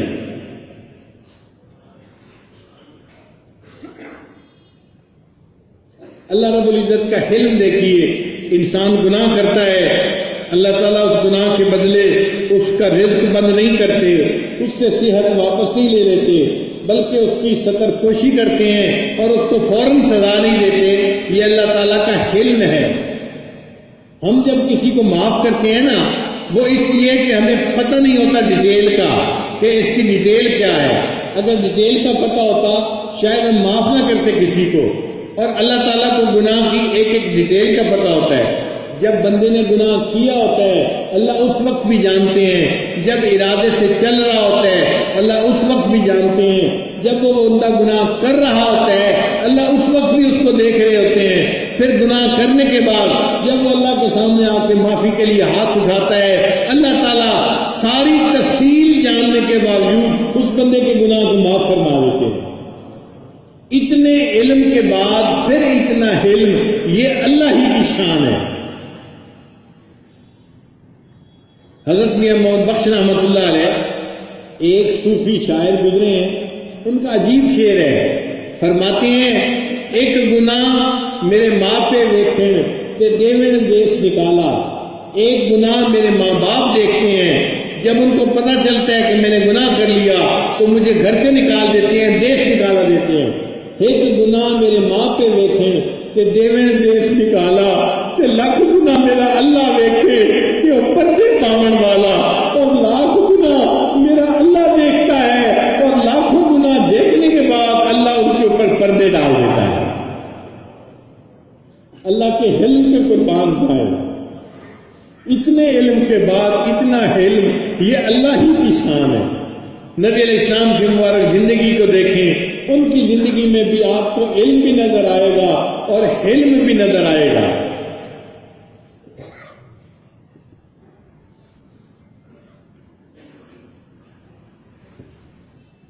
نبی علیہ السلام اپنی بیویوں کے ساتھ بھی حلیم الطبع تھے، جوانوں کے ساتھ بھی، بوڑھوں کے ساتھ بھی، اور سب سے بڑی بات کہ نبی علیہ السلام کے ساتھ منافقین لگے ہوئے تھے اور اللہ نے ان کا نام بتا دیے تھے۔ نبی علیہ السلام کو ان کے ناموں کا بھی پتا تھا۔ جب اللہ نے نام بتا دیے، نبی علیہ السلام ان کے ساتھ بھی حلم کا برتاؤ فرمایا کرتے تھے۔ یہ کتنی بڑی بات ہے کہ اللہ بتایا کہ یہ بندہ منافق ہے اور پھر نبی علیہ السلام اس کے ساتھ اچھے اخلاق سے پیش آ رہے ہیں۔ بلکہ ان منافقین کا سردار رئیس المنافقین جو عبداللہ ابن ابی تھا وہ مر گیا، تو نبی علیہ السلام کی تو کیفیت یہ ہونی چاہیے تھی نا کہ رئیس المنافقین سے جان چھوٹی، اچھا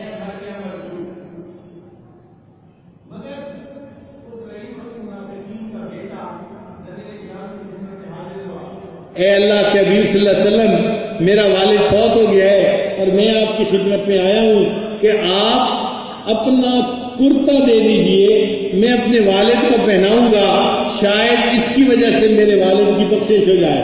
اللہ کے محبوب صلی اللہ علیہ وسلم نے اپنا کرتا بھی اس کو دے دیا۔ حلم کی انتہا دیکھیے۔ پھر اس نے کہا اے اللہ کے حبیب صلی اللہ علیہ وسلم، میرے والد کی نماز جنازہ بھی پڑھا دیجیے۔ نبی علیہ السلام نے فرمایا بہت اچھا، میں نماز جنازہ بھی پڑھا دوں گا۔ اللہ اکبر، وہ بندہ جس نے اتنی ایذا پہنچائی، تکلیف پہنچائی، نبی علیہ السلام کی زوجہ ام المومنین عائشہ صدیقہ رضی اللہ عنہا پر بہتان لگایا، اور لگانے میں یہ سب سے آگے آگے تھا، اتنی ایذا پہنچائی تھی، اس بندے کی نماز جنازہ پڑھنے کے لیے تیار ہو گئے۔ حضرت عمر رضی اللہ عنہ نے نبی علیہ السلام کو پکڑا، اے اللہ کے حبیب صلی اللہ علیہ وسلم، یہ تو منافقین کا سردار ہے، آپ اس کی جنازہ پڑھا رہے ہیں۔ نبی علیہ السلام نے فرمایا ہاں میں اس کی بھی نماز جنازہ پڑھا رہا ہوں۔ اللہ نے فرما دیا اے محبوب اگر آپ 70 مرتبہ استغفار کریں گے تو بھی ہم اس کی مغفرت نہیں کریں گے۔ نبی علیہ السلام نے فرمایا اگر مجھے یہ پتا ہوتا کہ 71 دفعہ استغفار کرنے پر معاف فرما دیں گے، میں اس کے لیے اللہ کے سامنے 71 مرتبہ استغفار کر دیتا۔ یہ میرے آقا کا علم تھا، علم کے ساتھ علم ہو تو اتنا ہو، تو علم کی شان علم کے اندر ہے۔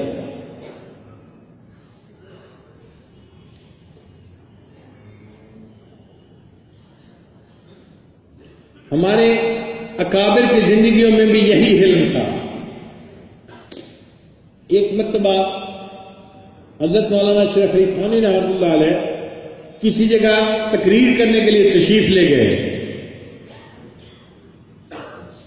بعض کتابوں میں حضرت شیخ الہند کی طرف یہ واقعہ منسوب ہے، بہرحال جو بھی تھے ہمارے اکابر میں سے تھے۔ جب وہاں گئے اور کرسی پر بیٹھے بیان کرنے کے لیے تو ایک آدمی نے چٹ دے دی، کیونکہ مجمع کے اندر مخالفین بھی موجود تھے۔ حضرت نے چٹ پڑھی اور چٹ پڑھ کے یہ نہیں کہا کہ میں یہاں بیان نہیں کرتا، یہ بے قدرے لوگ ہیں۔ حضرت نے چٹ کی بات پڑھ کے سنا دی، بھائی دیکھو کسی نے یہ چٹ لکھی ہے کہ تم کافر ہو، چٹ لکھی ہے کہ تم کافر ہو۔ حضرت نے فرمایا اچھا بھائی سارا مجمع گواہ رہے، میں مجمع کو گواہ بنا کے کلمہ پڑھ رہا ہوں، میں اسلام کو قبول کر رہا ہوں، اشہد ان لا الہ الا اللہ واشہد ان محمد رسول اللہ۔ پھر اس نے دوسری بات لکھی ہے کہ آپ حرامزادے ہو، تو بھائی میرے والدین کے نکاح کے گواہ ابھی بھی زندہ ہیں، اگر کسی کو تصدیق کرنی ہو تو میں ان گواہوں کے نام بھی بتا دیتا ہوں کہ میں اپنے والدین کے نکاح کی اولاد ہوں، زنا کی اولاد نہیں ہوں۔ اتنا سکون سے جواب دے دیا۔ اور تیسری بات اس نے لکھی ہے کہ یہاں پر سنبھل کے بات کرنا، تو بھائی میں چندہ مانگنے تو آیا نہیں، میں تو دین کی بات پیش کرنے کے لیے آیا ہوں، لہذا میں دین کی بات یہاں کہہ کے جاؤں گا۔ یہ کہہ کر حضرت نے اپنی تقریر شروع فرما دی۔ علم کی انتہا دیکھیے کتنی ہے۔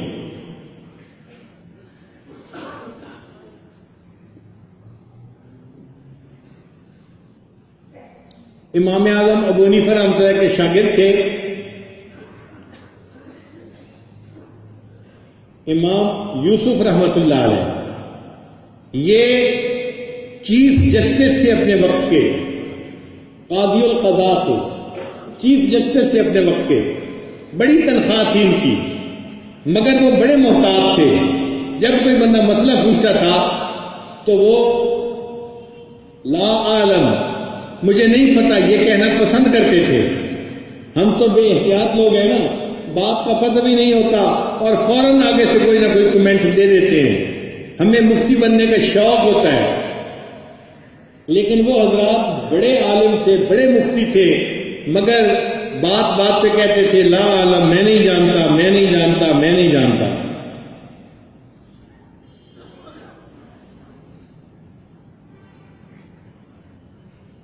تو ایک نوجوان کے پاس مسئلہ پوچھنے کے لیے آیا اور اس نے کوئی مسئلہ پوچھ لیا اور مسئلے کے جواب میں انہوں نے فرمایا لا ادری، مجھے نہیں پتا۔ جب انہوں نے کہا مجھے نہیں پتا تو اس نوجوان کو غصہ آ گیا، وہ کہنے لگا کہ اتنی تنخواہ ہے کہ آدھے بیت المال کے برابر ہے، اور جب مسئلہ پوچھا جاتا ہے تو کہتے ہیں لا ادری، مجھے نہیں پتا۔ اس نے غصے میں کہا کہ تنخواہ اتنی ہے کہ آدھے بیت المال کے برابر ہے، اور جب مسئلہ پوچھتے ہیں تو جواب کہتے ہیں لا ادری، مجھے نہیں پتا۔ تو جب اس نے یہ کہا تو امام ابو یوسف رحمۃ اللہ علیہ ناراض نہیں ہوئے، بلکہ اس کو کہا کہ اے نوجوان، یہ تنخواہ مجھے میرے علم کی وجہ سے ملتی ہے، اس لیے آدھے بیت المال کے برابر تنخواہ ملتی ہے۔ اگر یہ میرے جہالت کے بقدر ملتی تو میری تنخواہ پورے بیت المال کے برابر ہوتی۔ وہ نوجوان نے سنا تو مسکرا پڑا اور چلا گیا۔ یہ ہوتا ہے حلم، کہ انسان ایسی صورتحال میں بھی غصہ نہیں کرتا بلکہ آسان طریقے سے جواب دیتا ہے اور دوسرے بندے کو سنبھال لیتا ہے۔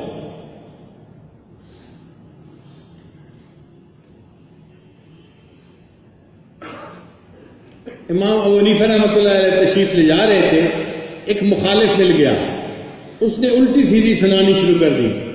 امام صاحب خاموشی سے باتیں سنتے رہے، خاموشی سے سنتے رہے۔ چلتے چلتے آگے بستی آ گئی۔ اب بستی میں داخل ہونا تھا تو امام صاحب کھڑے ہو گئے۔ اس نے کہا جی آگے چل کیوں نہیں رہے؟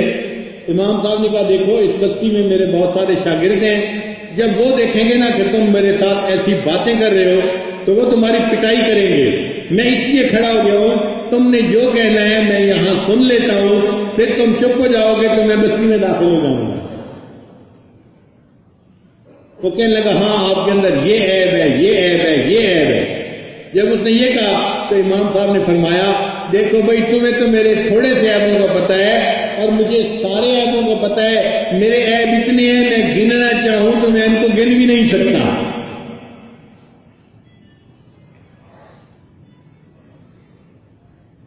اس بندے کا غصہ پھر بھی ٹھنڈا نہ ہوا، وہ کہنے لگا نہیں آپ ایسے ہیں اور آپ اتنے برے اور اتنے برے اور اتنے برے۔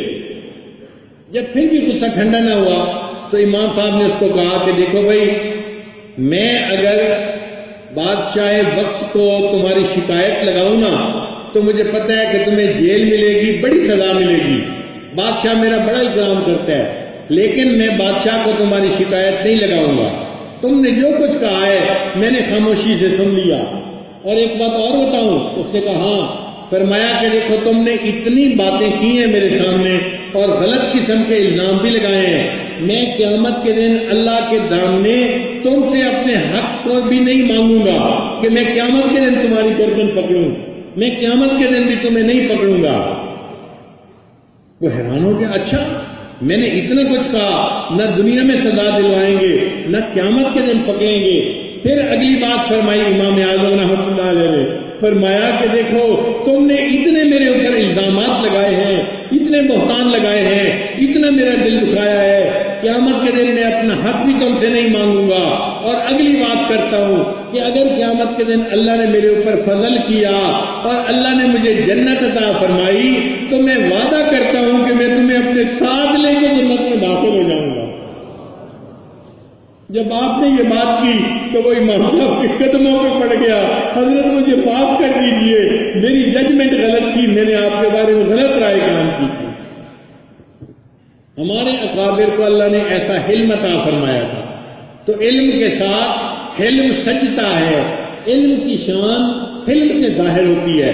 کسی بندے کا علم دیکھنا ہو تو اس کے علم کو دیکھیے، اللہ نے اس کو کتنا علم دیا ہے۔ نبی علیہ الصلوۃ والسلام تو کفار کے ساتھ بھی علم کے ساتھ پیش آتے تھے، چنانچہ ایک حدیث مبارکہ ہے، یہودیوں میں ایک بڑے عالم تھے، ان کا نام تھا زید بن سانہ، بڑے عالم تھے یہودیوں کے، احد و احبار یہود ومن اکثرہم مالا، ان کو اللہ نے مال بھی بہت دیا تھا، یعنی امیر بھی بڑے تھے اور عالم بھی بڑے تھے یہودیوں کے۔ ان کا یہ قصہ ہے، اسلم اور وہ اسلام لے آئے، فحسن اسلامہ، ان کا اسلام بھی بڑا اعلیٰ تھا، وشاہد مع نبی مشاہدن کثیرتن، اور کئی جہاد میں وہ نبی علیہ السلام کے ساتھ بھی رہے، وتوفی فی غزوۃ تبوک، غزوہ تبوک میں ان کی وفات ہوئی، جب واپس آ رہے تھے مدینہ کی طرف۔ یہ واقعہ ان کا ہے۔ ان کا واقعہ ایک اور عالم تھے عبداللہ ابن سلام رضی اللہ تعالیٰ عنہ، وہ بیان کرتے ہیں۔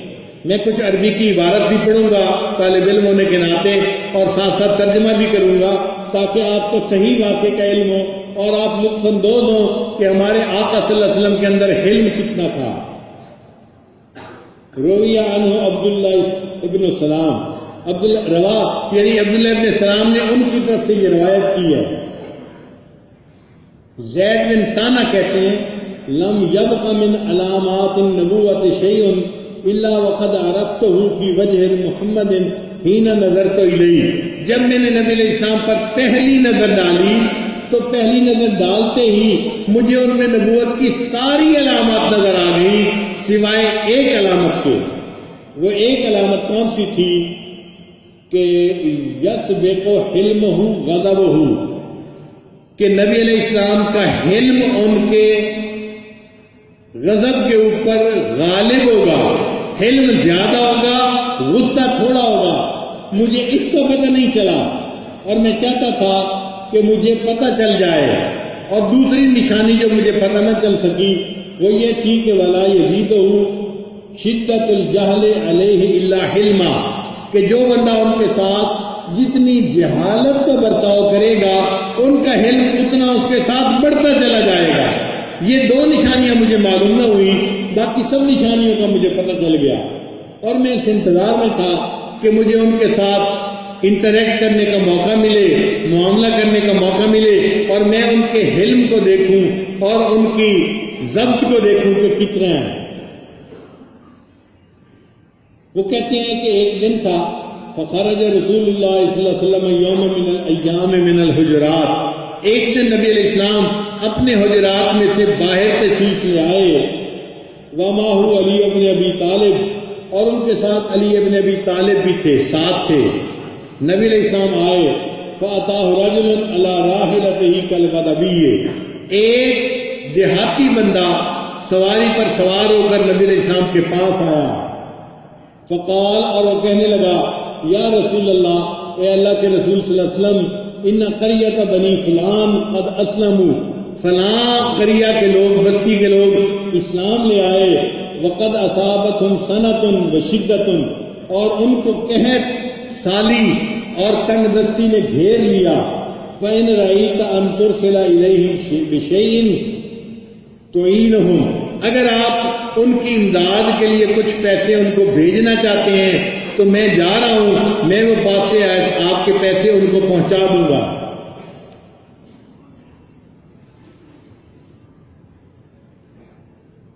فلم یکن معه شیء، لیکن نبی علیہ السلام کے پاس کوئی پیسہ نہیں تھا کہ ان کی مدد کے لیے ان کو پہنچا سکیں. قال زید کہتے ہیں کہ جب نبی علیہ السلام نے کہا بھئی میرے پاس تو کوئی پیسہ نہیں ان کو بھیجنے کے لیے، فدنوت منہ، میں ذرا قریب ہو گیا. فقلت، میں نے یہ کہا یا محمد، اے محمد صلی اللہ علیہ وسلم، ان رأیت ان تبیعنی تمرا معلوما من حائط بنی فلان الى اجل کذا و کذا، اگر آپ فلاں باغ کی کھجوریں بیچنے کا میرے ساتھ وعدہ کریں تو میں آپ کو ایڈوانس میں اس کی پیمنٹ کر دیتا ہوں، تو آپ کو پیسے مل جائیں گے، آپ بھیج سکتے ہیں. نبی علیہ السلام نے جواب میں فرمایا لا یا اخا یہود، اے یہود کے بھائی نہیں، ولیکن ابیعک تمرا معلوما الی اجل کذا و کذا، ہاں میں تیرے ساتھ وعدہ کرتا ہوں کہ میں تجھے کھجوریں دوں گا. وہ جو باغ کی شرط لگائی ہے نا وہ شرط ہٹا دو، میں تمہیں اتنے پیسے پہ اتنی کھجوریں دوں گا اس کے بدلے. ولا اسمیہ حائط بنی فلان، وہ جو فلاں کے باغ کی کھجوریں ہیں یہ شرط مت لگاؤ. فقلت نعم، میں نے کہا اچھا ٹھیک ہے، بہت اچھا، میں آپ کے ساتھ ڈیل کر لیتا ہوں، آپ اتنے پیسے کے بدلے میں مجھے اتنی کھجوریں دیں گے، فلاں باغ کی کھجوریں، یہ شرط نہیں ہے. فبایعنی وآتیتہ 80 دینارا، چنانچہ ہماری ڈیل مکمل ہو گئی اور میں نے 80 دینار نکال کے میری جیب میں تھے نبی علیہ السلام کو دے دیے. فآتاہ الرجل، نبی علیہ السلام نے وہ دینار اس بندے کو دے دیے کہ فلاں قبیلے والوں کو جا کے میری طرف سے ان کی جو ہے نا ہیلپ ہو جائے گی، ان کی مدد ہو جائے گی، میری طرف سے ان کو دے دینا. وہ بندہ 80 دینار لے کے چلا گیا. قال زید کہتے ہیں کہ ایک تاریخ نبی علیہ السلام نے متعین کی تھی، فرض کرو کہ دسمبر کی 30 تاریخ، میں مثال دے رہا ہوں، سمجھنے کے لیے کہ نبی علیہ السلام نے کہا تھا کہ دسمبر کی 30 تاریخ تک میں تمہیں کھجوریں دے دوں گا. زید کہتے ہیں فلما کان قبل محل الاجل بیومین او ثلاثۃ، ابھی اس ڈیٹ میں 2 یا 3 دن باقی تھے، یعنی 26 یا 27 دسمبر تھی، وعدہ تھا 30 دسمبر کا، ابھی 2 یا 3 دن باقی تھے. خرج رسول اللہ صلی اللہ علیہ وسلم فی جنازۃ رجل من الانصار، نبی علیہ السلام انصار کے ایک بندے کا جنازہ پڑھنے کے لیے جنازہ گاہ میں تشریف لائے. ومعه ابو بکر و عمر و عثمان فی نفر من اصحابہ، اور وہ صدیق لانو، عمر لانو اور صحابہ کی ایک بڑی تعداد ان کے ساتھ تھی جنازہ پڑھنے کے لیے. فلما صلی علی الجنازۃ، جب نبی علیہ السلام نے جنازہ ادا کر لیا، اتیتہ، میں آیا، فاخذت بمجامع قمیصہ وردائہ ونظرت الیہ بوجہ غلیظ، اور میں نے نبی علیہ السلام کو ان کے قمیص اور تہبند کے جو جمع ہونے کی جگہ ہے، یعنی یہ جگہ جہاں قمیص اور تہبند جمع ہوتے ہیں، میں نے آ کے ان کو زور سے یہاں سے پکڑ کے کھینچا اور بڑے غصے سے ان کی دیکھ کر کہا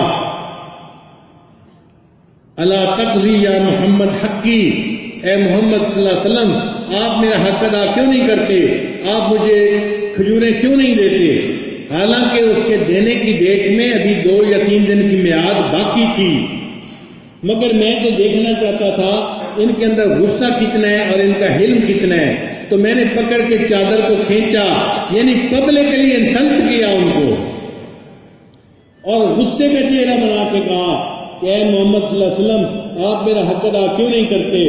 فواللہ، مجھے اللہ کی قسم، ما علمتکم یا بنی عبد المطلب لسیء القضاء مقل، اے بنی عبد المطلب میں نے تمہارے اندر یہ عادت دیکھی ہے تم قرض ادا کرنے میں سستی کرتے ہو. ان کو تانا بھی دیا، خاندانی تانا دیا، وہ جانتے تھے کہ رب لوگ خاندانی تانا برداشت نہیں کر سکتے، اس کے باوجود اس نے تانا دیا کہ بنی عبد المطلب آپ لوگ قرض کے ادا کرنے میں بہت سستی کرتے ہیں.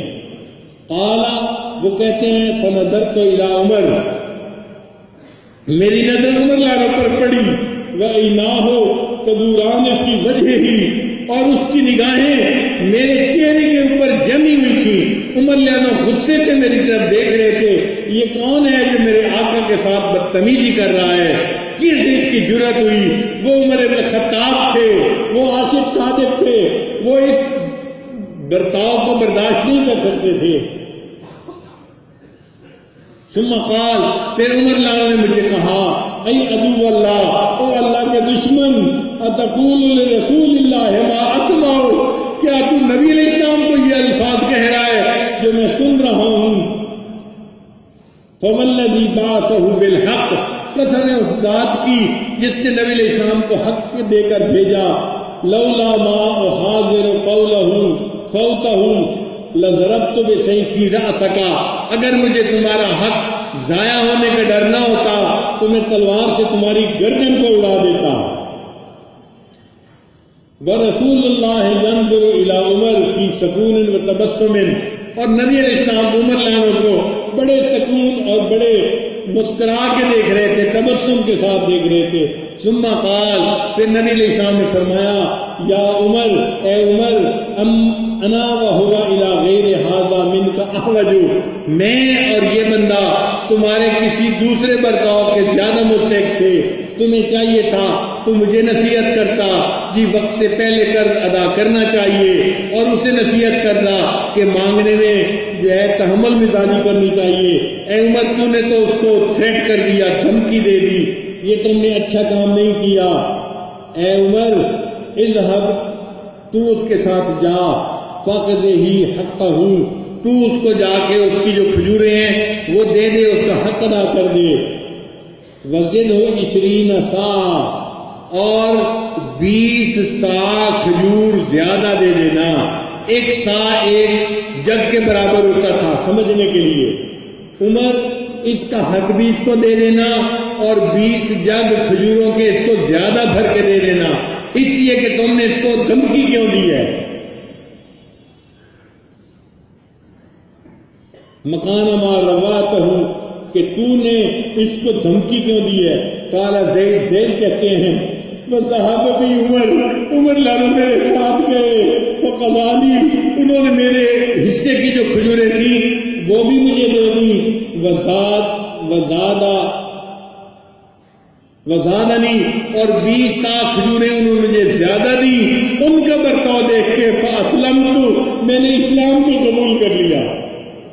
تو نبی علیہ السلام کا حلم اتنا تھا کہ ایک یہودی بدتمیزی کرتا ہے، نبی علیہ السلام اس کو برداشت کرتے ہیں اور اس کا حق بھی اس کو ادا کر دیتے ہیں اور 20 سال کھجوریں اس کو زیادہ عطا فرما دیتے ہیں.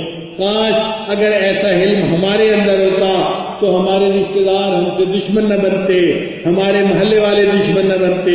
آج علم کی کمی کی وجہ سے پڑوسی دشمنی کرتے ہیں، رشتے دار دشمنی کرتے ہیں. اللہ تعالی ہمیں علم عطا فرمائے کہ علم کے ساتھ علم سجتا ہے. ہم اللہ سے دعا مانگے، اللہ ہمارے دل کو بڑا کر دیجئے، ہمیں علم عطا فرما دیجئے، حلیم التوا بنا دیجئے. نبی علیہ السلام کی جو سنت ہے علم والی، اللہ اس میں سے ہمیں بھی حصہ عطا فرما دیجئے. تو علم کے ساتھ علم سجتا ہے. ہم دعا مانگتے ہیں اللہ تعالی ہمیں حلیم التوا بنا دے، خوش اخلاق بنا دے، تاکہ ہم اچھی زندگی گزاریں اور ہم دوسروں کے لیے ہدایت کا سبب بن جائیں. وآخر دعوانا ان الحمد للہ رب العالمین.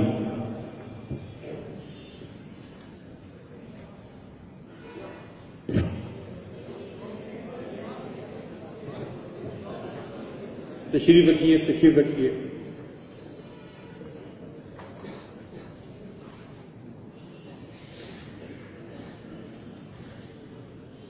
ایک پرچی مجھے دی گئی ہے جس پر لکھا ہوا ہے کہ مختلف مدارس کے علماء اور طلباء دور حدیث حاضر خدمت ہیں اور اجازت حدیث کے خواستگار ہیں. بھائی عرض خدمت تو یہ ہے کہ یہ عاجز اپنے آپ کو اس قابل نہیں سمجھتا کہ کسی کو حدیث کی اجازت دے، لیکن الامر فوق الادب، حکم جو ہوتا ہے وہ ادب کے اوپر فائق ہوتا ہے. لہذا آپ حضرات کا حکم سمجھتے ہوئے یہ عاجز آپ حضرات کی خدمت میں چند باتیں وضاحت کے طور پہ عرض کر دیتا ہے. پہلی بات تو یہ کہ یہ عاجز مدرسے میں شروع میں داخل ہوا تھا، کوئی 3-4 مہینے حفظ کی کلاس میں باقاعدہ بیٹھا تھا، لیکن والدین نے نکال کر سکول یونیورسٹی میں ڈال دیا. مگر وہ جو ایک آگ لگی تھی وہ باقی رہی اور میں نے اساتذہ سے کتابیں پڑھنی شروع کر دی. الحمدللہ ہمارے شہر کے بڑے مفتی تھے، مفتی ولی اللہ صاحب، وہ اس عاجز کے استاد تھے اور میں نے ان سے فارسی سے پڑھنا شروع کیا، پندنامہ سے پڑھنا شروع کیا اور انہوں نے فارسی کی کتابیں گلستہ بوستہ بھی پڑھائیں. پھر اس کے بعد انہوں نے سرسناب شروع کروائی اور شرح میات عامل تک میں نے کتابیں ان سے پڑھی اپنے شہر میں.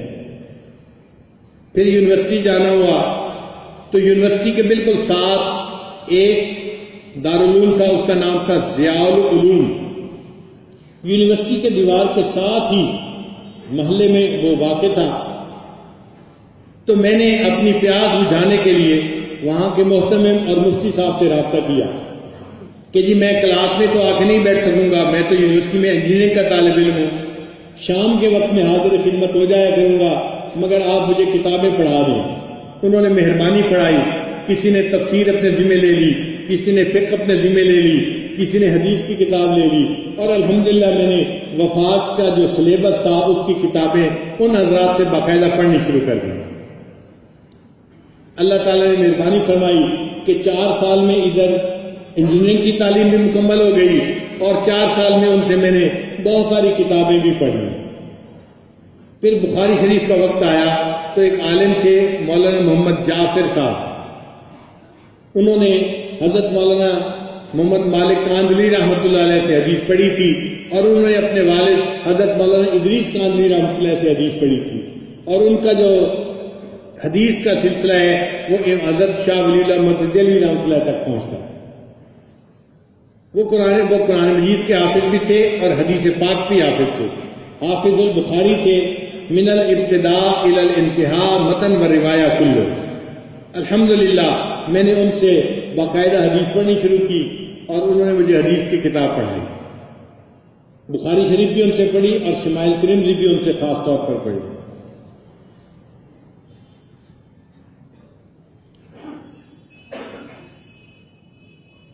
البتہ عام زندگی میں میرے استاد حضرت مولانا حبیب اللہ صاحب ہیں جو یہاں موجود بھی ہیں، بنو کے رہنے والے ہیں. اکوڑا خٹک سے انہوں نے حدیث کی سند پائی حضرت مفتی فرید صاحب سے، اور آج ہمارے دارالعلوم میں معہد الفقیر میں وہ شیخ الحدیث بھی ہیں، بخاری شریف پڑھاتے ہیں. ہم سب اہل خانہ ان کے شاگرد ہیں، میں بھی ان کا شاگرد ہوں، میرے دونوں بیٹے بھی ان سے شاگرد بنے، بخاری شریف تک پڑھے، اور میری دونوں بہویں اور میری بیٹی بھی ان کی بیوی کی شاگردہ ہیں. تو ہم گویا ان کے پورا گھرانہ ان کے شاگرد ہیں، اور مجھے اپنا بیان وغیرہ تیار کرنے میں انہی کی طرف میں رجوع کرتا ہوں. جب کوئی بیان کرتا ہوں ان کو پہلے دکھاتا ہوں، جب وہ کہہ دیتے ہیں کہ سب مضمون ٹھیک ہے پھر اس بیان کرنے کی میں جرأت کرتا ہوں. اللہ ان کو جزائے خیر عطا فرمائے اور ہمیں ان سے زیادہ علمی فیض حاصل کرنے کی توفیق عطا فرمائے. بہرحال علم کی جو ویسے سند ہے وہ مجھے بعض بڑے حضرات سے بھی حاصل ہے.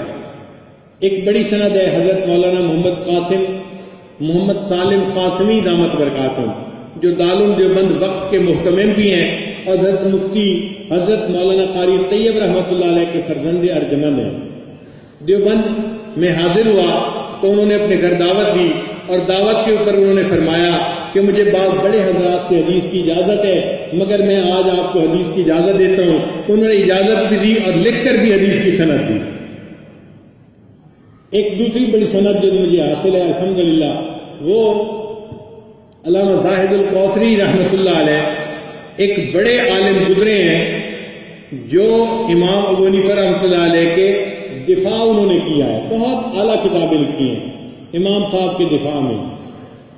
ان کے ایک شاگرد تھے جو دنیا میں علامہ زاہد القوثری کے آخری شاگرد کہے جاتے ہیں، محمد امین دامت برکاتہم. مجھے اس وقت نہیں پتا وہ ابھی زندہ ہیں یعنی ترکی میں رہتے ہیں. تو ان کی خدمت میں حاضر ہوا. ان دنوں وہ بہت زیادہ بیمار تھے، مسجد میں نماز کے لیے بھی حاضری نہیں دے سکتے تھے. میں بہت دفل پڑھ کے دعائیں کرتا رہا، اے اللہ ان کے ساتھ ملاقات ہو جائے اور مجھے ان سے حدیث کی یہ عالی نسبت نصیب ہو جائے. اللہ کی شان کے جمعہ کے دن وہ مسجد میں تشریف لائے. انہوں نے کہا ہوا تھا کہ کوئی مجھ سے ملاقات نہ کرے حدیث کی سند کے لیے، کیونکہ ڈاکٹروں نے ان کو ملاقات سے منع کر دیا تھا، بیماری زیادہ تھی. اللہ کی شان کے ان کے جو بیٹے تھے یا خادم تھے ان سے میں نے گزارش کی، انہوں نے حضرت سے گزارش کی تو حضرت نے حکم دیا کہ ہاں وہ میرے پاس آ سکتے ہیں، میں نے ان کا نام سنا ہوا ہے. تو میں ان کی خدمت میں حاضر ہوا. انہوں نے الحمدللہ حدیث کی اجازت دی. وہ علامہ زاہد القوثری کے آخری شاگرد تھے اور ان کی حدیث کی نسبت بھی بہت عالی تھی. ایک تیسری نسبت ساجد کو ملی حضرت مولانا احمد علی رحمۃ اللہ علیہ. یہ یو کے میں رہنے والے ایک عالم تھے اور یہ حضرت مولانا فضل الرحمان گنج مراد آبادی رحمۃ اللہ علیہ کے ایک واسطے سے شاگرد تھے. اور حضرت مولانا فضل الرحمان گنج مراد آبادی رحمۃ اللہ علیہ کی حضرت شاہ ولی اللہ محمد دہلوی رحمۃ اللہ سے بہت عالی نسبت تھی. ان سے میری ملاقات حرم شریف میں ہوئی. حرم میں نماز کے لیے حاضر ہوا تو میں نے نماز کے بعد دیکھا کہ ایک بڑے میاں ہیں، ان کو کسی نے بٹھایا اور چند طلباء جن کے بغل میں حدیث کی کتابیں تھیں ان کے سامنے حلقہ بنا کر بیٹھ گئے. تو میں سمجھ گیا کہ یہ اپنے استاد کے سامنے حدیث پڑھ رہے ہیں. ان میں سے ایک بچے نے بخاری شریف کی پہلی حدیث کی تلاوت شروع کی. پھر تلاوت کے بعد انہوں نے اس کو حدیث کی اجازت دی. جب حدیث کی اجازت دی تو میں نے ان کے خادم سے پوچھا کہ یہ کون ہے. ان کا جی یہ مولانا احمد علی رحمۃ اللہ ہندوستان کے بڑے عالم ہیں اور ان کی حدیث کی نسبت بڑی عالی ہے. اتنی عالی ہے کہ حضرت مفتی متقی عثمانی دعوت برکاتہم جو ہمارے سروں کے تاج ہیں وہ بھی حدیث کی سند لینے کے لیے ان کے پاس یو کے حاضر ہوئے. تو میرے دل میں تمنا ہوئی کہ میں ان سے حدیث لیتا ہوں. تو میں نے ان سے گزارش کی کہ جی میں بھی حدیث کی سند لینا چاہتا ہوں، آپ ان سے پوچھیں. میں ان کے سامنے زبانی حدیث پڑھتا ہوں، کتاب میرے پاس نہیں ہے مگر مجھے زبانی یاد ہے، میں ابھی پڑھتا ہوں. تو انہوں نے پوچھا کہ جی آپ کا نام کیا ہے؟ میں نے کہا نام تو میرا ذوالفقار احمد ہے. تو خادم پوچھنے لگے آپ کا نام کہیں ذوالفقار احمد نقشبندی تو نہیں؟ میں نے کہا جی اس عاجز کو ہی کہتے ہیں ذوالفقار احمد نقشبندی۔ اس نے بڑی خوشی سے ان کو بتایا اور کہا کہ جی وہ آپ سے حدیث کی اجازت لینے کے لیے آئے ہیں۔ حضرت نے فرمایا جب میں گھر سے چلا تھا یہ نیت کر کے چلا تھا اس حج پہ اگر میری آپ سے ملاقات ہوگی تو میں آپ سے بیٹھ کے کلمات پہلے پڑھوں گا، کیونکہ میں گھر سے یہ نیت لے کے چلا تھا۔ آپ نے تو ابھی حدیث کی نیت کی تو میری بات آپ پہلے پوری کریں، آپ کی بات کو میں بعد میں پورا کروں گا۔ الحمدللہ حرم شریف میں نے ان کو پہلے توبہ کے کلمات پڑھا دیے ان کا حکم سمجھتے ہوئے۔ اکابر اپنے اصاغر سے بھی ایسے فیض پایا کرتے ہیں، اور پھر میں نے ان سے اجازت حدیث کے لیے گزارش کی تو انہوں نے لکھ کر بھی اجازت دی اور زبانی بھی اجازت دی۔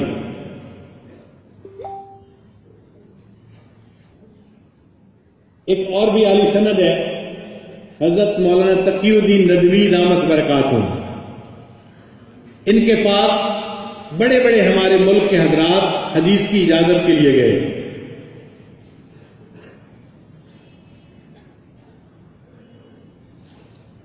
ایک اور سند بھی ہے، حضرت مولانا محمد حجازی مکی جو حرم شریف میں درس دیتے ہیں روزانہ، حاجی حضرات ان کا نام جانتے ہیں، وہ فرما رہے تھے کہ میری سند اتنی عالی ہے کہ ہمارے جو بڑے حضرات ہیں حضرت مولانا سیم اللہ خان صاحب دامت برکاتہم جو وفاق کے صدر ہیں، ہمارے سروں کے تاج ہیں، ہمارے ملک کی شان ہے، وہ بھی ان کے پاس حدیث کی اجازت کے لیے تشریف لے گئے۔ تو اس سے پتہ چلتا ہے کہ ان کی حدیث کی سند بھی بہت عالی تھی۔ تو ان حضرات سے اس عاجز کو اللہ نے حدیث کی یہ سند عطا فرمائی، لہذا آپ حضرات کے حکم پر یہ عاجز عرض کرتا ہے کہ مجمع میں جتنے علماء ہیں یا طلباء ہیں ان سب کو ان اساتذہ کی طرف سے اور اس عاجز کی طرف سے حدیث پاک کی اجازت ہے۔ اللہ تعالیٰ ہمیں پوری زندگی حدیث کی خدمت کرنے کی توفیق عطا فرمائے اور قیامت کے دن ہمیں اپنے اساتذہ کے سامنے سرخرو فرمائے، ہمیں شرمندگی سے اللہ محفوظ فرمائے۔ بعض حضرات توبہ کی نیت سے بھی آئے ہیں تو دل میں نیت کر لیجئے کہ ہم اپنے گناہوں سے سچی پکی توبہ کر رہے ہیں اور آئندہ نیکوکاری کی زندگی گزارنے کا دل میں ارادہ کر رہے ہیں۔ جیسی نیت ہوتی ہے ویسے مراد مل جاتی ہے۔ تو نیت کیجئے کہ اللہ ہمیں آئندہ سچی اور سچی زندگی گزارنے کی توفیق عطا فرمائے۔ اس عاجز کی آواز جہاں تک جا رہی ہے آپ وہیں پر کھڑے ہوئے توبہ کے یہ کلمات پڑھ لیں گے، اس عمل میں شریک ہو جائیں گے۔ اگر انٹرنیٹ کے ذریعے سے یہ آواز گھروں میں بیٹھی عورتوں تک جا رہی ہے وہ بھی توبہ کی نیت کر لے تو وہ بھی اس بیت میں شریک ہو جائیں گے۔ الحمدللہ وکفا وسلام علی عبادہ الذین اصطفی اما بعد۔ یہ کلمات سجل سے پڑھیے۔ بسم اللہ الرحمن الرحیم، لا الہ الا اللہ محمد الرسول اللہ، آمنت باللہ وملائکتہ وکتبہ ورسلہ والیوم الآخر والقدر خیرہ وشرہ من اللہ تعالی والبعث بعد الموت، آمنت باللہ کما ہوا بأسمائہ وصفاتہ وقبلت جمیع احکامہ اقرار باللسان وتصدیق بالقلب، اشہد ان لا الہ الا اللہ واشہد ان محمدا عبدہ ورسولہ، استغفر اللہ ربی من کل ذنب واتوب الیہ برحمتک یا ارحم الراحمین۔ ان کلمات کو پڑھنے سے ہم سب تو بطائب ہو چکے ہیں، چند معمولات ہیں ان کو باقاعدگی سے کریں گے تو اللہ تعالیٰ دل کو منور کریں گے۔ ایک ہے 100 مرتبہ استغفار صبح اور شام پڑھنا، دوسرا ہے 100 مرتبہ درود شریف صبح اور شام پڑھنا، تیسرا ہے قرآن مجید کی تلاوت روزانہ 1 پارہ کرنا، چوتھا ہے ہر وقت دل میں اللہ کو یاد کرنا، اور پانچواں ہے تو مراقبہ کرنا۔ ہمارے مشائخ نے یہ معمولات اپنی طرف سے نہیں بتائے، ان کا حکم قرآن مجید میں موجود ہے، اور انہوں نے قرآن مجید سے یہ ہیرے اور موتی نکال کے پیش کیے ہیں۔ آپ دیکھیے استغفار کرنے کا حکم ہمیں قرآن مجید میں اللہ فرماتے ہیں استغفروا ربکم انہ کان غفارا۔ تو استغفروا کون سا صیغہ ہے؟ امر کا صیغہ ہے، حکم ہے۔ تو ہمیں حکم ہے قرآن مجید میں کہ ہم استغفار کریں، تو ہمارے مشائخ نے کہہ دیا بھئی 100 مرتبہ صبح اور شام استغفار کر لیا کرو، تو انہوں نے اپنی طرف سے نہیں کہا، قرآن مجید سے یہ اعمال نکال کے دیے ہیں۔ اسی طرح درود شریف پڑھنے کا بھی حکم ہے۔ اللہ فرماتے ہیں ان اللہ و ملائکتہ یصلون علی النبی یا ایھا الذین آمنوا صلوا علیہ وسلموا تسلیما۔ یہ صلو کون سا صیغہ ہے بھائی؟ امر کا صیغہ ہے۔ حکم دیا جا رہا ہے کہ ہم نبی علیہ السلام سے درود شریف پڑھیں۔ ہمارے مشائخ نے کہہ دیا بھائی 100 مرتبہ صبح شام درود شریف پڑھ لو۔ پھر قرآن مجید پڑھنے کا بھی حکم ہے۔ اللہ تعالیٰ ایک جگہ فرماتے ہیں فَقْرَؤُوا مَا تَيَسَّرَ مِنَ الْقُرْآنِ۔ یہ اقرؤ کون سا صیغہ ہے بھائی؟ امر کا صیغہ ہے۔ تو ہمیں قرآن مجید پڑھنے کا حکم ہے قرآن مجید میں۔ پھر ہر وقت لیٹے بیٹھے چلتے پھرتے اللہ کو یاد کرنا۔ اللہ فرماتے ہیں فَاذْكُرُوا اللَّهَ قِيَامًا وَقُعُودًا وَعَلَىٰ جُنُوبِكُمْ۔ یہ فَاذْكُرُوا اللَّهَ یہ کون سا صیغہ ہے؟ امر کا صیغہ ہے۔ تو لیٹے بیٹھے چلتے ذکر کرنے کا حکم قرآن مجید سے۔ پھر مراقبے کا بھی حکم قرآن مجید میں۔ اللہ فرماتے ہیں کہ وَاذْكُرْ رَبَّكَ تَضَرُّعًا وَخِيفَةً۔ تو وَاذْكُر یہ کون سا صیغہ ہے؟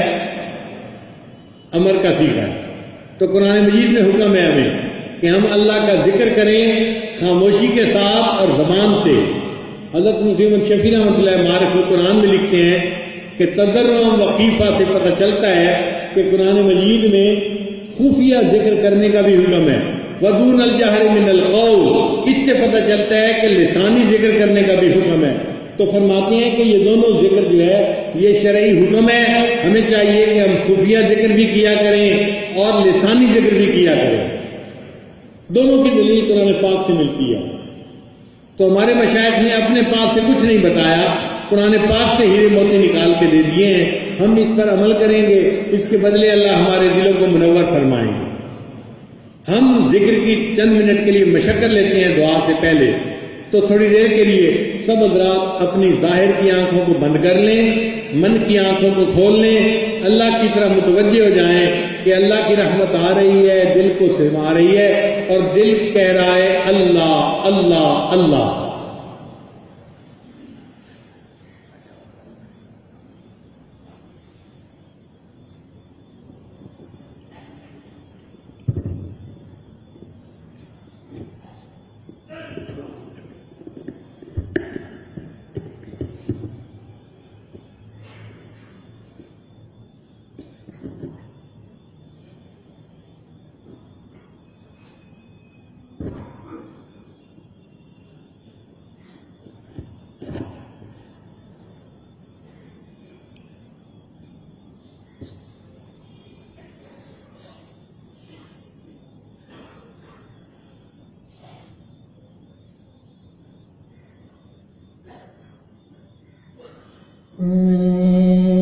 تیرے سامنے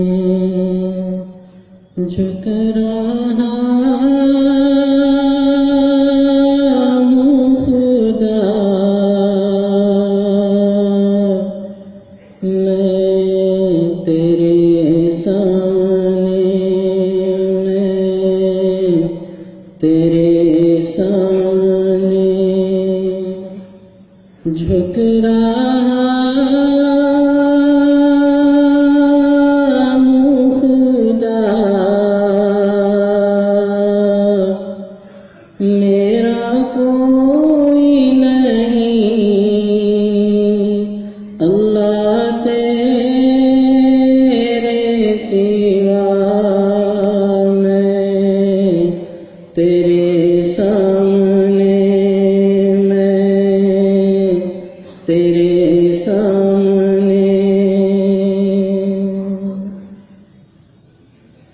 میں گنہگار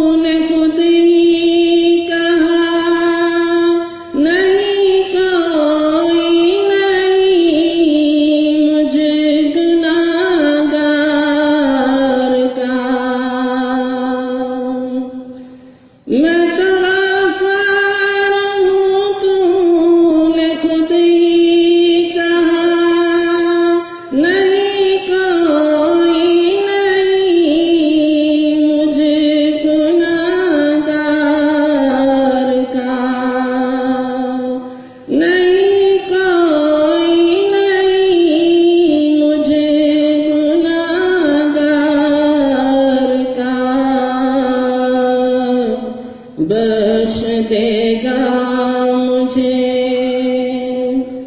بخش دے گا مجھے یہ ہے وعدہ تیرا میرا کوئی نہیں اللہ تیرے سوا بخش دے گا ہمیں یہ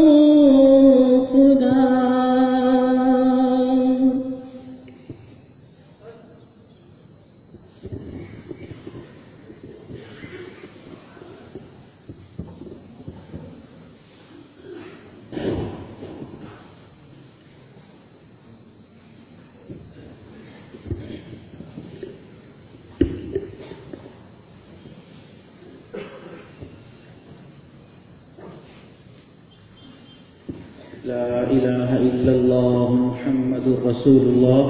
دعا کر لیجئے. سبحان ربی الاعلی الوہاب. اللہم صلی علی سیدنا محمد وعلی آل سیدنا محمد وبارک وسلم. ربنا آتنا فی الدنیا حسنة وفی الآخرة حسنة وقنا عذاب النار. ربنا لا تزغ قلوبنا بعد إذ هديتنا وهب لنا من لدنك رحمة إنك أنت الوهاب. اے اللہ ہم سوال مسکین بندے آپ کے دربار میں حاضر ہیں. اے اللہ ہماری حاضری کو قبول فرما. اے اللہ ہماری خطاؤں سے رضا فرما. اے اللہ ہمارے عیبوں کی مغفرت فرما. اللہ اپنے عشق کی آتش ہمارے سینوں میں پیدا فرما. ہمارے انگ انگ روئیں روئیں سے اپنے ذکر کو جاری فرما. ہڈی ہڈی بوٹی بوٹی میں اپنی یاد کو پیدا فرما. اے اللہ جو گناہ ہم نے دن میں کیے معاف فرما, جو راتوں میں کیے معاف فرما. اے اللہ جو گناہ محفلوں میں کیے ہیں معاف فرما. اللہ جو گناہ کر کے بھول چکے ہیں معاف فرما. اللہ جو گناہ ہمیں یاد ہے وہ بھی معاف فرما. اے اللہ ہمارے تمام صغیرہ کبیرہ گناہوں کو نیکیوں میں تبدیل فرما. اے اللہ ہم آپ کے دربار میں حاضر ہیں. اللہ آپ سے التجا کر رہے ہیں. اللہ آپ کے سامنے توبہ کر رہے ہیں. اللہ ہماری توبہ کو قبول فرما. اے اللہ ہمارے گناہوں کی وجہ سے اللہ ہمیں اپنی رحمت سے دور نہ فرما. اللہ اپنے در سے دور نہ فرما. اے اللہ ہم آپ کی طرف آنا چاہتے ہیں. شیطان بدبخت پیچھے لگا ہے. اللہ نفس امارہ بن چکا ہے. اللہ اپنی رحمت کا معاملہ فرما دیجئے. اللہ اپنی طرف بلا لیجئے. اللہ دنیا میں کوئی بھی نیک نہ بنا جس کو آپ نے توفیق نہ دی. اللہ ہم بھی نیک بننا چاہتے ہیں. اللہ ہمیں بھی نیک بنا دیجئے. اللہ ہمیں بھی اپنا بنا لیجئے. اللہ اپنے دوستوں میں شامل فرما لیجئے. اللہ اپنے اولیاء میں شامل فرما لیجئے. اللہ ہمارے اعمال کو نہ دیکھیے. اللہ اپنی رحمت کی طرف دیکھ لیجئے. اللہ آپ کو تو اپنی رحمت پر بڑا ناز ہے. قرآن پاک میں جگہ جگہ اس کے تذکرے فرمائے ہیں. اللہ رحمت کا معاملہ فرما لیجئے. اللہ ایک مرتبہ اللہ ہمیں محبت کی نظر سے دیکھ لیجئے. اللہ ایک مرتبہ محبت کی نظر سے دیکھ لیجئے. اللہ ایک مرتبہ محبت کی نظر سے دیکھ لیجئے. اللہ محبت کی وہ نظر جو آپ نے بشر حافظ پر ڈالی, شراب خانے میں شراب کے نشے میں مست تھے. اللہ آپ نے اپنی محبت کی شراب پلا دی, اپنا دیوانہ بنا دیا, اپنا مستانہ بنا لیا. اے اللہ محبت کی وہ نظر جو آپ نے فضیل ابن عیاض پر ڈالی, اللہ ڈاکوؤں کی سرداری سے نکال کر ولیوں کی دنیا کا سردار بنا دیا. اللہ محبت کی وہ نظر جو آپ نے جنید بغدادی پر ڈالی, اللہ دنیا کی پہلوانی سے نکال کر اپنی دنیا کا پہلوان بنا دیا. اللہ محبت کی وہ نظر جو آپ نے عمر ابن الخطاب پر ڈالی, اللہ وہ تو آپ کی محبت کے طلبگار بھی نہیں تھے. اللہ آپ کے محبوب کے قتل کے ارادے سے گھر سے نکلے تھے. اللہ آپ نے محبت کی نظر ڈال دی. اللہ ان کو صحابی رسول بنا لیا. اللہ ہمارے اوپر بھی محبت کی نظر ڈال دیجئے. اے اللہ اپنے اولیاء میں شامل فرما لیجئے، اے اللہ ہمارے اوپر بھی خصوصی کرم فرما دیجئے۔ اے اللہ ہم آپ سے دعا مانگ رہے ہیں، آپ نے قرآن پاک میں ارشاد فرمایا وَأَمَّا السَّائِلَ فَلَا تَنْهَرْ، سوالی کو انکار نہ کرو۔ اللہ جب ہم جیسے کمزوروں کو حکم ہے ہم سوالی کو انکار نہ کریں، اللہ ہم بھی تو آپ کے گھر کے سوالی ہیں، اللہ آپ ہمیں بھی انکار نہ فرمائیے، مولا دے دیجئے۔ اللہ ہم نے دنیا میں دیکھا اللہ کمزور بندہ اپنے مقابلے میں جب قوی کو دیکھتا ہے اللہ وہ اس سے زیادہ قوی کو پکارتا ہے، اپنے بڑوں کو پکارتا ہے۔ اللہ ہم کمزور ہیں آپ قوی ہیں، اللہ ہمیں ہماری شیطان کے مقابلے میں مدد فرما دیجئے، اللہ نفس کے مقابلے میں مدد فرما دیجئے، اللہ ہمیں اپنے در سے دور نہ فرمائیے۔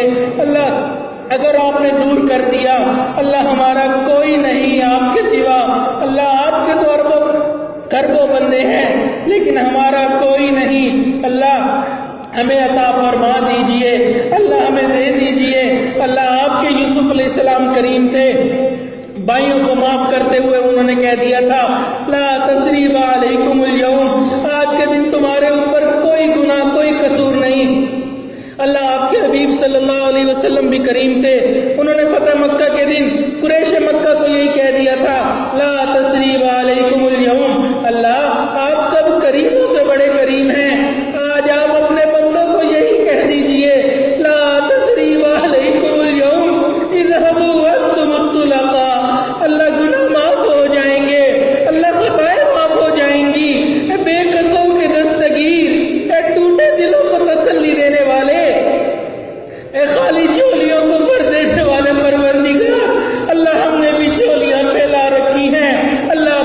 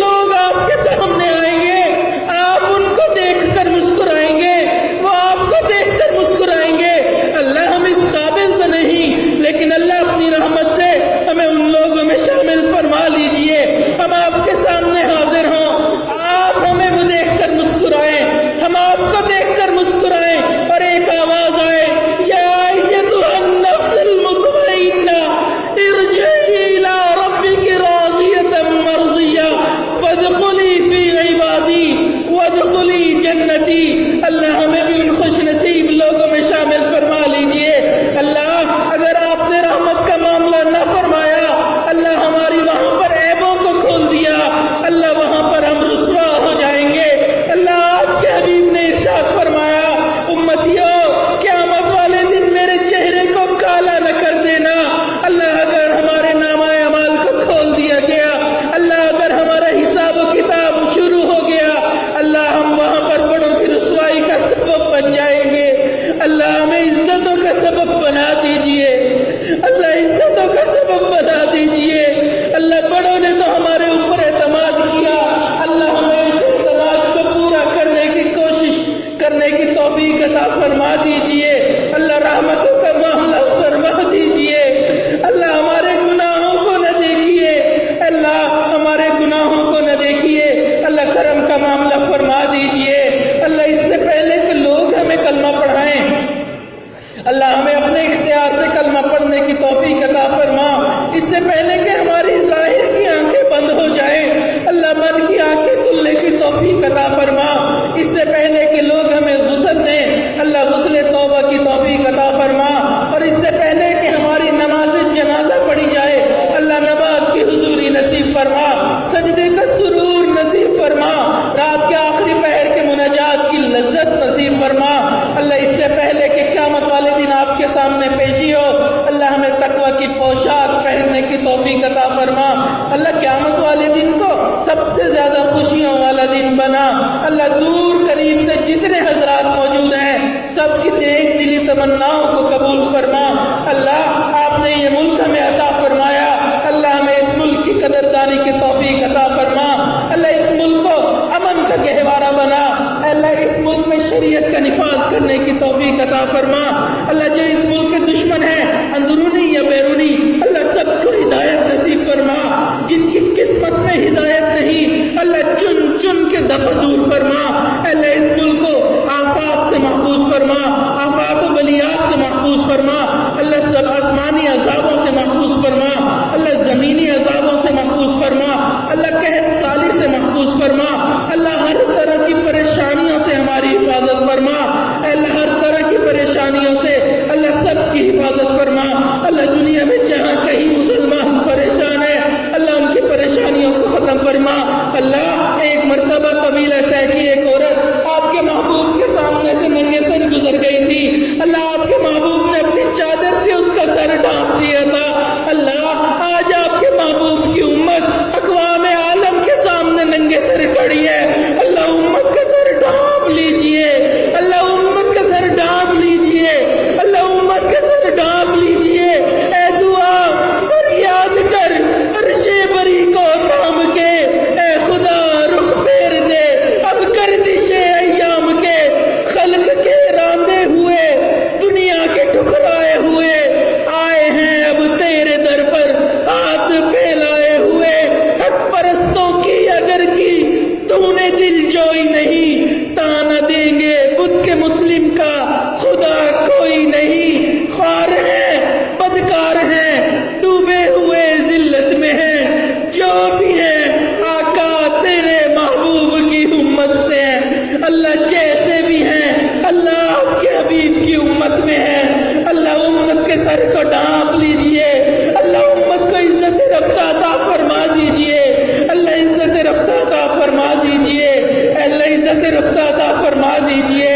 اللہ آپس میں اتفاق و اتحاد نصیب فرما، اللہ مسلمانوں کو اتفاق و اتحاد نصیب فرما۔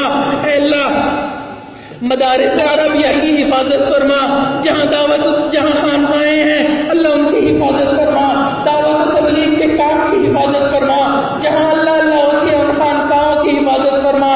اللہ ہمارے علماء حق کی حفاظت فرما، اللہ سب مسلمانوں کی حفاظت فرما، اللہ جان مال عزت آبرو کی حفاظت فرما، اللہ اٹھے ہوئے ہاتھوں کو قبول فرما، اللہ دور بیٹھی خواتین تک یہ آواز جا رہی ہے اللہ ان کے آنے کو قبول فرما۔